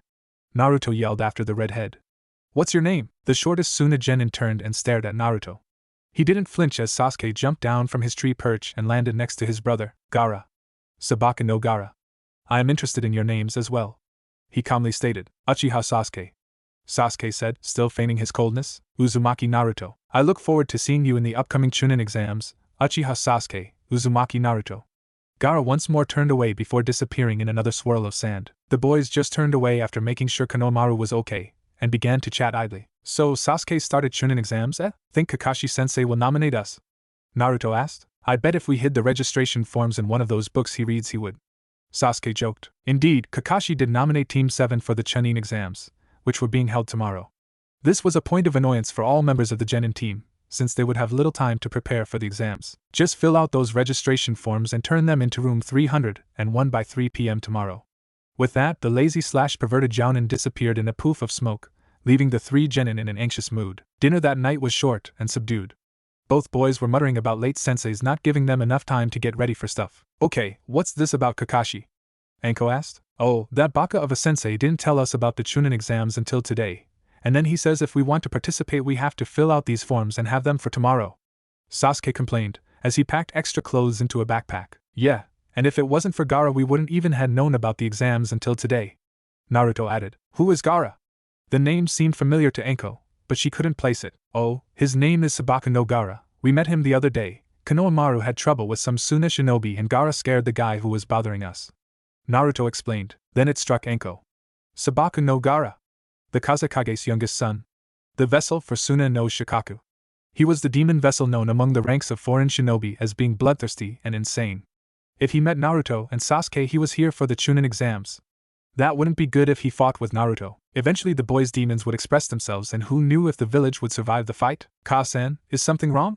Sasuke asked, seeing the panicked expression on his mom's face. Boys, Sabaka no Gaara, he's like Naruto, he had a demon sealed inside him at birth also. But something is wrong with him, he's done higher rank missions than most Chunin, without a scratch on him. Sasuke and Naruto were frozen in understanding. So there was someone else like Naruto. That struck Naruto very hard. Someone had lived through what he had gone through, and if it was half as bad as what happened to him, then that was unacceptable. I'm going for a walk, Naruto said. His voice sounded dead as he exited through the door. Gaara was sitting on the roof of a random building staring at the moon. It was only a quarter full, but already he was dreading the full moon. The voice always got unbearable on those nights. He suddenly felt a presence behind him, and without turning his head, ordered the sand he controlled to crush the intruder. Suetun, Sujin Hiki. A voice spoke softly, and Gaara could feel the sand halt upon contact with the water barrier. He applied more force to the attack, but still his sand couldn't contract around the barrier. He turned his head and to his utter amazement, found a solid ball of ice surrounded by his sand. Who are you? He demanded of the shadowy figure in the ice sphere. The ice melted and a small hole appeared around a familiar face. I didn't mean to intrude, I come here to look at the sky sometimes, Naruto responded. Gaara didn't say anything. Despite the voice calling for the blood of the boy, Gaara didn't attack. He had orders to wait until the Chunin exams. He simply withdrew his sand and returned his gaze to the moon. He felt Uzumaki sit next to him, a few meters away, and stare into the sky. After a few minutes, Naruto broke the silence. You stare at the moon a lot. Could you tell me why? Gaara didn't say anything. The boy with odd hair was quickly wearing out his welcome. Kill him later. He stood to leave and turned his back to the boy when he heard the boy again. It's because it seems so alone, isn't it? Gaara froze. I thought so. You know, I used to feel the same thing. Until I was almost 8, I lived on my own. I assume that you've heard of the QB attack, so that in itself is nothing unusual, but while many orphans of the attack were adopted, or lived in orphanages, I was different. When I was 5, the orphanage I was living in kicked me out, told me that I wasn't wanted by anyone and that if I knew what was good, I'd go and kill myself and save the village the trouble. Since I couldn't enter the academy until I was 7, I lived off an allowance that the Hokage gave me. But the looks that followed me, I got those for as long as I can remember. The looks of disgust, the looks of hatred, I got so many of them, that I would hide in my shabby apartment for weeks at a time, not leaving until I had to buy food. It's hell, isn't it? Not being loved. Not being acknowledged. That's a pain no one should live through. Gaara's eyes widened. As a boy he had never known described his life to A.T. Then I met Ka-san, and Sasuke, and Kakashi-sensei. They saved me from that pain. They made my life worth living. I don't know how bad you had it in Suna, but from your appearance and reputation, I can guess it's been worse than mine. Gaara turned to look at the boy, who was still staring at the cloudy sky. I'm a monster, you wouldn't understand. I can survive on my own. I live to prove my existence. What makes you so sure? Naruto asked, still staring at the sky. Gaara simply continued to glare at Naruto. Naruto sighed. Look, I know the history of Shikaku. The Ichibi, one-tailed, was imprisoned inside a tea kettle and then inside of 2 others and then you. You don't believe that I can know the pain you've lived through. So I'll ask you this, how strong a tea kettle would you need for Kyuubi? Gaara was in shock. Beside him sat the vessel for the Kyuubi no Yoko. The strongest demon to roam the earth was imprisoned inside a boy his age. I may have the strongest demon in existence sealed inside of me, but even I can't live by my own. Not like I was. I don't know what the sky looks like in Suna, but I've heard of sandstorms that block out the sun, so I'll assume you don't get a good look. Look at the sky sometime, not even the moon is ever alone. Gaara stared up as the clouds, which were obscuring the heavens, parted. There was the moon, as big and bright as ever, but in the background were thousands, millions, perhaps billions of twinkling stars, shining compassion and friendship to the lonely moon. There is no need for you to be alone, Gaara. If you want, I'll be more than happy to be there for you when you need me. With that, Naruto leapt from the roof and headed home again. Gaara simply stood exactly where he was for a while, before sitting down and thinking about the boy who knew his pain so well. The next day, Team 7 headed towards the academy, room 301. They entered a hallway and saw a bunch of teams mulling about, since 2 genin were blocking the door to room 301. You aren't fit to become Chunin. One said. Yeah, we've seen people quite as ninjas because of the Chunin exam. Go home while you can, people die in this exam. The other ordered. A boy in an atrocious green spandex suit with black hair and a bowl cut was pleading with the 2 genin. A kunoichi with her chestnut brown hair up in 2 buns was pleading with the green-clad boy. Team 7 assumed they were on the same team. Then where was their 3rd member? Sasuke then spotted his rival, Hyuga Neji, leaning against a wall, arms crossed and eyes closed. Team 7 walked past, but Neji opened his eyes and spoke before they got too far. Uchiha, Sasuke replied in kind. Hyuga, Uchiha, Hyuga, Uchi, okay already. You know each other's last names. God, that was annoying. The girl yelled at the competing genius ninja. Neji and Sasuke simply turned their backs to each other and folded their arms against their chest. HN. They both grunted in unison, creating another staring contest. Yep, it was a tester one fest fit for a high school locker room. You might as well take down the crappy genjutsu you have up. The rookie geniuses were once more speaking in unison, trying to constantly outdo each other. More glares ensued. So, you figured it out. Well, seeing isn't enough. One of the genin said before charging the 2 teams, only to be stopped by the green boy. Lee, the kunoichi said, belittling her teammate. I thought it was your idea not to show off our strength. The boy sheepishly bowed.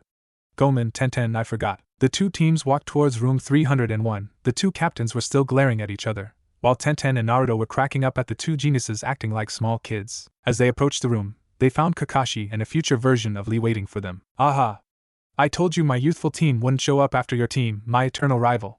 The future Lee bellowed at Kakashi. I'm sorry, Guy. Did you say something? Guy began to cry. Darn you and your hip attitude. Well, it's a good thing you're all here. The test is optional, but can only be taken in teams of 3. So if someone hadn't come, then their entire team would be unable to participate. Kakashi explained. The 2 teams entered the door to uncertainty. Team 7 entered the waiting room for the Chunin exams, where they were greeted by a loud shout from Inuzuka Kiba. Finally! About time you guys showed up. The brash boy yelled. Sasuke was still locked in a staring contest with Neji, so it fell to Naruto to answer the call. Yeah, whatever, dog boy, we had a little run-in with a couple of egos. Upon seeing the questioning look of the Inuzuka, Naruto pointed over his shoulder at Sasuke and Neji, who were still locked in an ocular war. TCH. So troublesome, I figured at least one of our teams wouldn't be nominated. The forever lazy voice of Shikamaru drifted towards Naruto. Hey, Shikamaru! Naruto replied to his friend, noticing Chuji was following the lazy boy. How you been? I haven't seen you guys much since we started missions. D-rank missions are too troublesome. was the only reply given. Around this point, the remaining members of Teams 8 and 10 met up with the members of Team 7, Team Guy, and Team Overinflated Ego, I mean Sasuke and Niji. Yamanaka Ino immediately tired to latch herself to Sasuke, but the Uchiha was able to dodge the tackle, miraculously without blinking. Ino pig, you leave Sasuke-kun alone. Sakura growled and went over to her rival. Hey, you guys shouldn't draw attention to yourselves. A new voice said quietly. Everyone turned and took stock of the newcomer. He was dressed in dark purple except for a swatch of white around his abdomen. He had gray hair to rival Kakashi's and wore glasses. He wore his kunai holster on his right leg, and wore purple arm warmers that doubled as gloves and had metal plates attached to the back of the hand. Do you see that team over there? Those are the Rain Ninja. They have a certain reputation for being aggressive. Especially if they knew you were rookie genin. How did you dash? Ino was about to ask, before the new boy cut her off. This is my 7th time taking this exam. Since I didn't recognize you, I kinda figured it out. He sheepishly rubbed his head. My name's Yakushi Kabuto, by the way. Wow, so if this is your 7th time, then you must really suck. Kiba commented. Well, that's one way to look at it, Kabuto said sheepishly. Luckily, there are a few good things that come when you take the test enough. For instance, I have collected information of all of the participating genin from previous exams. It was at this point that the gray-haired boy removed a deck of cards from his utility pouch and placed one face up on the ground where everyone could see it. These are the number of ninja taking part in the exam. Konoha has the most since we're hosting the exam, followed by Rain, Mist, Cloud, and Waterfall. Suna and the newly formed Sound Nation only sent one team, but that means they are probably the best in their villages. Yeah, well, we'll just beat them all, won't we, Akamaru? Kiba declared. Earning stares form many of the surrounding teams. I wouldn't say that too loudly, Kabuto admonished. The team from Suna is composed of the Kazekage's children, so you can count on them having the best training possible, plus the youngest, Gaara. Well, I'll show you. He pulled out another card and everyone noticed it was blank. Hey, why is it blank? Ino asked. Well, the card will only respond to my chakra, so that way no one besides me can read them. He focused a bit of chakra into the card. A picture of Gaara came up, along with a chart for mission history, a space for notes, and a pentagon that was used for charting abilities. Sabaku no Gaara has completed 8 C-rank missions and wow, a B-rank mission. It says he didn't do any D-rank, but that's probably because he's the son of the Kazekage. The noteworthy thing about Gaara is that he has returned from all of his missions, without a scratch on him. At this, most of the genin were shocked.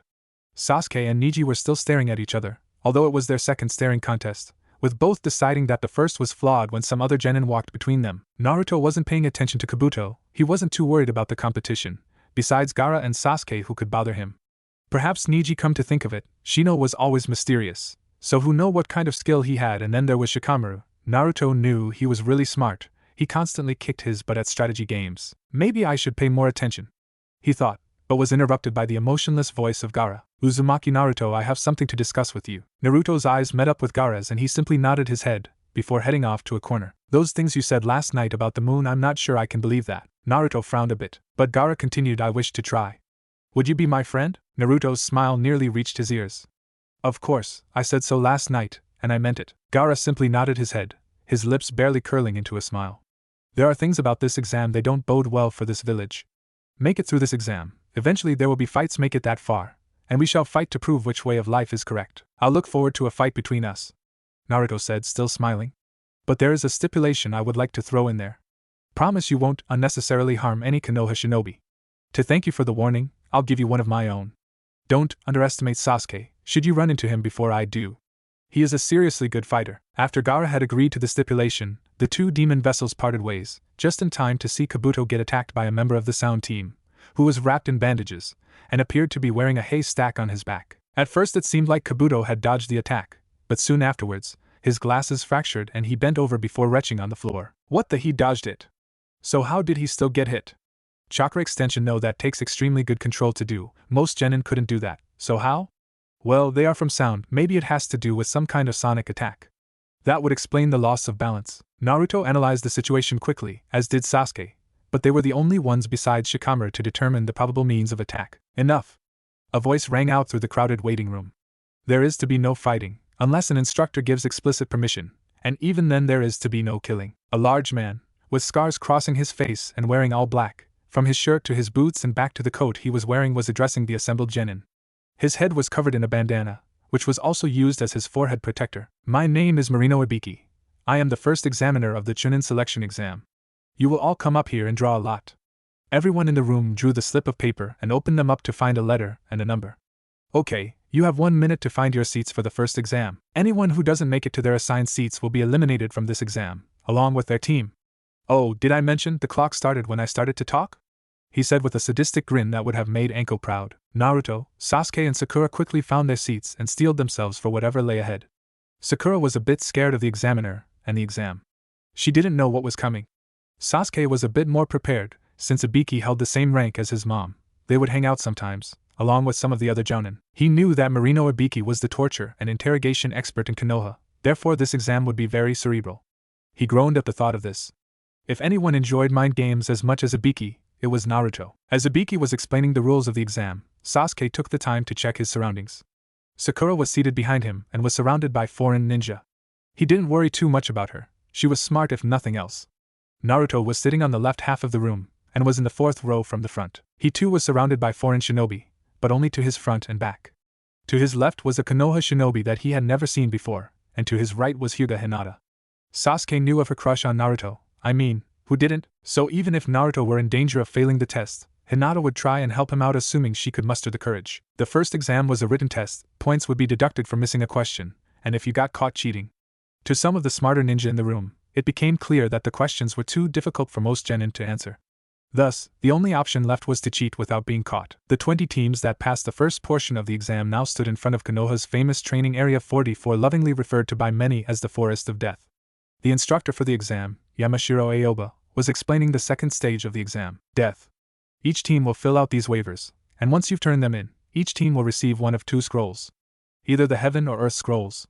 You must use all of the skills from the first exam as well as combat skills to find and retrieve the scroll you are missing. Once that is done, report to the tower in the center of the area. The time limit for this task is 5 days. Should any member of your team die, the entire team will be eliminated. If you leave the confines of the area, your team will be eliminated. Oh, don't open your scrolls. The consequences could turn out bad. Naruto and Sasuke snickered at the Jounin's attempt to sound sadistic. The tone just didn't fit the friendly Jounin at all. Of course, the boys did have large expectations when it came to sadistic nature. The only reason that Anko wasn't proctoring the second exam was due to her conflicting interests since her sons were participating. Team 7 turned in the required paperwork and received their Heaven Scroll before heading to Gate 22. After few anxious minutes of waiting, they were allowed inside the area and quickly dispersed. Naruto made a large amount of shadow clones and used henge to transform them into the different team members. With any luck, the clones would be able to dupe anyone following them long enough for the real team to disappear. Unfortunately, a pair of eyes narrowed at the attempt, before quickly distinguishing the real team from the fake and following them. Team 7 stopped about an hour and a half into the forest for a short break. Naruto went into the nearby woods to relieve himself while Sasuke and Sakura kept an eye out for any enemy teams. Suddenly, a large brown snake crashed through the undergrowth and both genin were forced to sidestep. As expected from an Uchiha, a high-pitched voice rang out through the clearing and seemed to be coming from the snake. A grass ninja with long black hair rose from the back of the snake and stared at the 2 genin who had drawn kunai already. With a burst of chakra, the 2 suddenly fell to their knees as kunai passed directly through the center of their heads. While Naruto was off relieving himself, a trio of rain ninja tried to ambush him, but were spotted long before their sneak attack. Instead, they managed to skewer one shadow clone with 3 kunai, before their legs were frozen to the ground in ice. Try as they might, they couldn't escape, and when they tried to replace themselves with something, they found that their arms were punctured with ice needles before they could move. A few more ice needles formed from thin air and impaled the genin in the neck, not killing them, but putting them in a state of false death for a while. Naruto smirked at his handiwork. All those lessons on anatomy with Haku have started to pay off. He thought and liberated the scroll from the genin. Unfortunately, it wasn't an earth scroll, so now the team had 2 heaven scrolls. Shrugging, Naruto quickly sealed the scroll into another scroll so they could hide it from an enemy. He placed another seal on top of it. This one was a hybrid blood and chakra seal. It was the most advanced type of seal he had learned. It would only open if his blood were to be smeared on the seal, and a specific amount of chakra was pushed into it. The chakra level was variable and was also tuned to his unique chakra. In short, no one, and I mean no one, besides Naruto could open this scroll. His moment of pride was dashed short when a large snake tried to swallow him. He even succeeded too, but it found out very quickly that that was a bad idea when its thought was cut open by a sword of ice. Kori no Yaiba, blade of ice, Naruto thought as the ice sword that had enveloped his hand receded. I like it. A bit bloody, but effective. He suddenly picked up the sound of a fight and raced back to his team. What is this? Sasuke thought as he felt the kunai puncture his head, blood spurting forth. Only he didn't drop dead. It's like when Kasen uses kanashibari, temporary paralysis technique, but so much bigger. Shakily Sasuke retrieved a kunai from his holster and quickly nicked his leg with the sharp knife, freeing himself from the illusion of his own death moments before the strange grass ninja's fist impacted the ground where he was not a second earlier. The crater left by the fist was large and Sasuke was glad that he grabbed Sakura before escaping. Impressive, Sasuke-kun, very impressive. The ninja responded, straightening his or her back. Suddenly, a large amount of ice needles flew towards their opponents, who dodged them, but only barely. Why is it that all of our opponents are way too androgynous? Naruto joked before launching into another attack. Sensatsu Shueisho. Flying water needles, Naruto once more made the deadly projectiles, but this time the man/women simply formed some hand seals and blew all of the needles away with a futon technique. Naruto! Be careful, this one he's on a different level than most. His Kanashibari no Jutsu is stronger than Ka-san's, then he obviously has no business being here. Naruto replied as he moved towards his teammates, finally settling next to Sasuke and the still stunned Sakura. They simply watched the ninja as he or she laughed at the two. Very good Naruto-kun, I expected my snake to be more of a challenge for you. I obviously underestimated you. The brown eyes of their opponent narrowed into slits. I promise it won't happen again. The attack was swift, but both boys were able to dodge it, although they realized that an unconscious Sakura was a bad item to have to carry around. One unspoken command later, Sasuke was engaged with the foreign shinobi and Naruto was waking up Sakura. A quick prick to the back of the hand was enough to wake the comatose girl and Naruto quickly told her to hide as he joined his brother in attacking the ninja. Sasuke had activated his Sharingan to help in the fight, but he was still having trouble. It seemed that whenever their enemy attacked, Sasuke would bring up his guard, but would still get hit. The Sharingan it still isn't fully matured yet. Their opponent noticed, although the sight of the crimson eyes did make his or her mouth water slightly. After punching Sasuke away, and dodging a volley of small fireballs from Naruto, the figure smiled. You have very good eyes, Sasuke-kun, too bad they are worthless in a taijutsu fight unlike your brothers. The androgynous being tried to aggravate Sasuke, but to no avail. The battle continued on, with both boys attacking with various taijutsu styles and ninjutsu thrown in for longer range support. Naruto reformed the Kori no Yaiba and continued his fight with the snake-like adversary, managing to keep the person at bay. Their opponent shivered, but not due to the cold of the sword. A water manipulation bloodline? Not even the Shoryuken had that much ability when it came to water. That would be a great thing to add to my collection. In the moment that their enemy had been pondering whatever it was, the boys took this time to attack. Sasuke launched a number of kunai and shuriken at the man and Naruto charged him with the ice sword once more, this time cutting their opponent in two cleanly. The boys stood panting a bit. The fight was much longer and intense than any they had faced before and if it hadn't been for their conditioning with Enko, then they would have been out of the fight a while ago. They turned to find Sakura, but froze when the cackling laugh of the grass ninja reverberated behind them. Standing on a tree branch was the effeminate shinobi. Very good. Of course I expected nothing less from a team lead by Kakashi-kun. Before he could continue with the sentence, Sasuke had launched a barrage of shuriken connected with wire at the opponent. The throwing stars spun around the trunk of the tree, binding the ninja to the trunk securely. Sufushisan no Tachi. Manipulating windmill triple blades, how impressive, someone so young can perform this maneuver. Sasuke completed the seals for his newest Katan Jutsu. Katan, Ryuka no Jutsu. Fire type, Dragon Fire technique. A bolt of fire quickly made its way down the wires from Sasuke's mouth and towards the incapacitated ninja.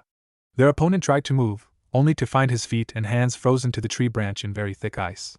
Their teamwork is nearly impeccable. This couldn't have been done in a couple of months. The grass ninja lamented as the incredibly hot fire of the jutsu impacted the tree trunk, punching a large hole through it. Their adversary screamed in pain and surprise. The boys waited for the fire to die down before turning their backs on the grass shinobi this time. As the fire slowly turned into embers, they were very surprised to find the foreign ninja still standing. The only visible sign of damage was that his face seemed to be melting. Using a burst of chakra, the ninja was free from the wires, snapping them all easily. Then he began to giggle then chuckle and finally it turned into a full-blown psychotic laugh. Truly, the now identifiable man said through a bout of cackling, truly, you are worthy of being my new vessel. With that, his neck launched forward, mouth agape right for Sasuke's neck. Naruto wasn't fast enough to intercept the blow on his own, so he did the next best thing. Good thing I had everyone keep some of my Sotetsu, iron sand, on them for something like this, he thought. Activating his other long-range bloodline, Naruto shot spikes of iron filings at the incoming ninja from the back of Sasuke's coat, coming up right as the ninja's head was aiming for the crook of Sasuke's neck, resulting in some nasty cuts, especially one to the roof of the ninja's mouth. The long-necked grass ninja quickly withdrew and gaped at Naruto. The iron sand? Sasori wiped out that bloodline. Even I couldn't recreate it. The child died during the QB attack. But then why the hell can this kid use that? It would seem that I have underestimated you once more, Naruto-kun, but I'm afraid that I must mark your teammate now. The Sharingan is too important to me. This time, the enemy used Kanashibari once more, freezing Naruto to the spot, and once more launching his neck at Sasuke. The last remark by their snake-like opponent registered a chord with Naruto. Orochimaru. Ka-san's Jounin sensei. No wonder we couldn't beat him. There is really only one thing to do right now. Naruto realized what he had to do. He was able to break out of the Kanashibari by slicing his finger on a shuriken, and was able to say only one word before Orochimaru's neck reached Sasuke. Sharingan. He cried, hoping the snake Sannin would stop his assault on his brother. To both his great relief and fear, the Sannin did just that. Naruto took this time to launch more Setetsu spikes at the attacking ninja before he was able to jump in front of Sasuke and locking eyes with Orochimaru. Seeing the fully matured Sharingan of Naruto, Orochimaru couldn't help but be confused. Sakura was simply beside herself. First they were attacked by a grass ninja who was able to survive a direct hit form of Jounin level fire jutsu, and then his neck stretched out impossibly long, only to be driven back by spikes of some sort. Plus there were the ice needles, which only Haku could do. When the mysterious ninja tried again, Naruto had activated his Sharingan. But that would mean he was an Uchiha, wouldn't it? She didn't know what was going on anymore and simply stared at her teammates. What else were they hiding from her? Naruto! What are you doing? Sasuke asked his brother who was standing in front of him. Orochimaru began to laugh. I see, Naruto-kun, you've figured me out.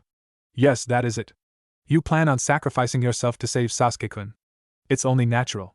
The only way that prey can save its young from a predator is to offer something better. Sasuke was about to yell at his brother for being stupid, but was stopped when Naruto simply put a hand in his face. Sasuke, run and get help. The test doesn't matter anymore, you were right. He's way out of our league. So you're going to fight him on your own? Sasuke yelled at his brother. No way in hell will I let you risk your life for him. He was cut short when Naruto's hand slammed into his neck, knocking the Uchiha out cold. Sakura, take Sasuke and run. Find somewhere to hide and get help any way you can. Naruto ordered before he launched himself at Orochimaru before leading the missing Nin away from his teammates. The snake Sannin quickly obliged, chasing after his new target. As Naruto was leading him off in the opposite direction, Orochimaru made a quick hand seal and a Kage Bunshin poofed into existence. The clone's neck elongated once more and made its way to Sasuke. Sakura leapt in front of the attack, but was knocked to the side. She could only watch as a pair of fangs bit into her beloved's neck and a strange tattoo appeared, resembling the tomo of the Sharingan. The clone smirked and disappeared. Sakura held back her tears at her own uselessness as she hid Sasuke in the hollow of a tree before heading out after Naruto. As expected, Naruto's fight against one of the legendary Sannin wasn't going very good. He had been able to cut Orochimaru with the Setetsu some more, but the wounds were very minor and didn't hinder the more experienced man at all. Orochimaru was simply toying with the boy. He wasn't even thinking about the fight, but instead how Naruto had acquired the Sharingan, Setetsu, and a water manipulation bloodline. There was only one logical explanation, and frankly it made his mouth water in excitement. The Senshin. It didn't fail as I thought. Sarutobi-sensei must have hidden it from everyone. I must have him. By this point in time, Naruto was running low on chakra. Even with his way beyond average chakra control, the Hayatan, ice techniques, and Setetsu took up a lot of chakra, not to mention the constant depletion caused by the Sharingan. That's when Kyuubi felt he needed to make his presence known. The red chakra of the Kyuubi began to lead into Naruto, empowering him beyond belief. His already red eyes became slightly darker, and a slit appeared as his pupil, the three tomos still swirling in his eyes. Naruto nearly flew at Orochimaru and was able to connect with a punch, but to his annoyance, Orochimaru turned into a pile of mud. Naruto jumped out of the way as he felt another attack from behind. Dropping onto all fours, he once more charged Orochimaru, only for the snake's tongue to wrap around his neck. So, my work wasn't for naught. Plus you're the vessel for the Kyuubi, interesting. Lifting up Naruto's shirt, he saw the seal was visible. Gathering chakra to his fingertips, a purple flame appeared on each one, before Orochimaru drove his hand into Naruto's stomach. Gojyo Fuin. 5 elements seal. 5 new symbols were seemingly etched on top of the original seal. Naruto felt the Kyuubi's chakra begin to recede and he began to feel tired. The tongue released him, and Naruto crumpled unceremoniously to the ground. Through heavy eyelids, Naruto watched as Orochimaru's neck once more stretched out and bit him on the left side of his neck. A pain like no other flooded his system, and the last thing he heard before blacking out was Orochimaru's voice. I will return for you, Naruto-kun, along with Sasuke-kun, you two will grant me my dreams. He promptly passed out from the pain and lay on the ground until Sakura found him, the black tattoo on his neck a reminder of her own uselessness. Enko was racing through the forest of death as quickly as she could, looking for her former sensei. She had kept up a suicidal pace, loosing the A and B that were coming with her after the first 40 minutes. She had recently found the body or a large snake, a sure sign of her ex-teacher. Suddenly, her curse seal throbbed painfully, and she was forced to stop. Looking ahead, she felt as if her birthday had come early. There standing on a branch was Orochimaru. He was sporting some nasty cuts, but was still able to dodge Enko's initial strike. Jumping backwards towards the trunk, he smiled wickedly. Why, Anko, it's been so long, why the long face? He teased. In a flash, Anko was grappling with her former mentor, backing him into the tree trunk. She quickly drew a kunai and stabbed it through her left hand and his right, impaling them to the tree. You'll have to pardon my rudeness, but I need a hand. She hissed as she used his left hand to form seals for her technique. Now, Anko, there is no reason to kill yourself, is there? The voice of Orochimaru emanated from behind her, and she twisted her neck to look at the Sannin. She felt the body pinned to the tree dissolve into mud, and she knew she had blown her chance. Besides, Orochimaru said manically, doesn't Naruto-kun need you? He disappeared as A and Bu started to close in on their position, leaving Anko weeping to herself, left hand still pinned to the tree.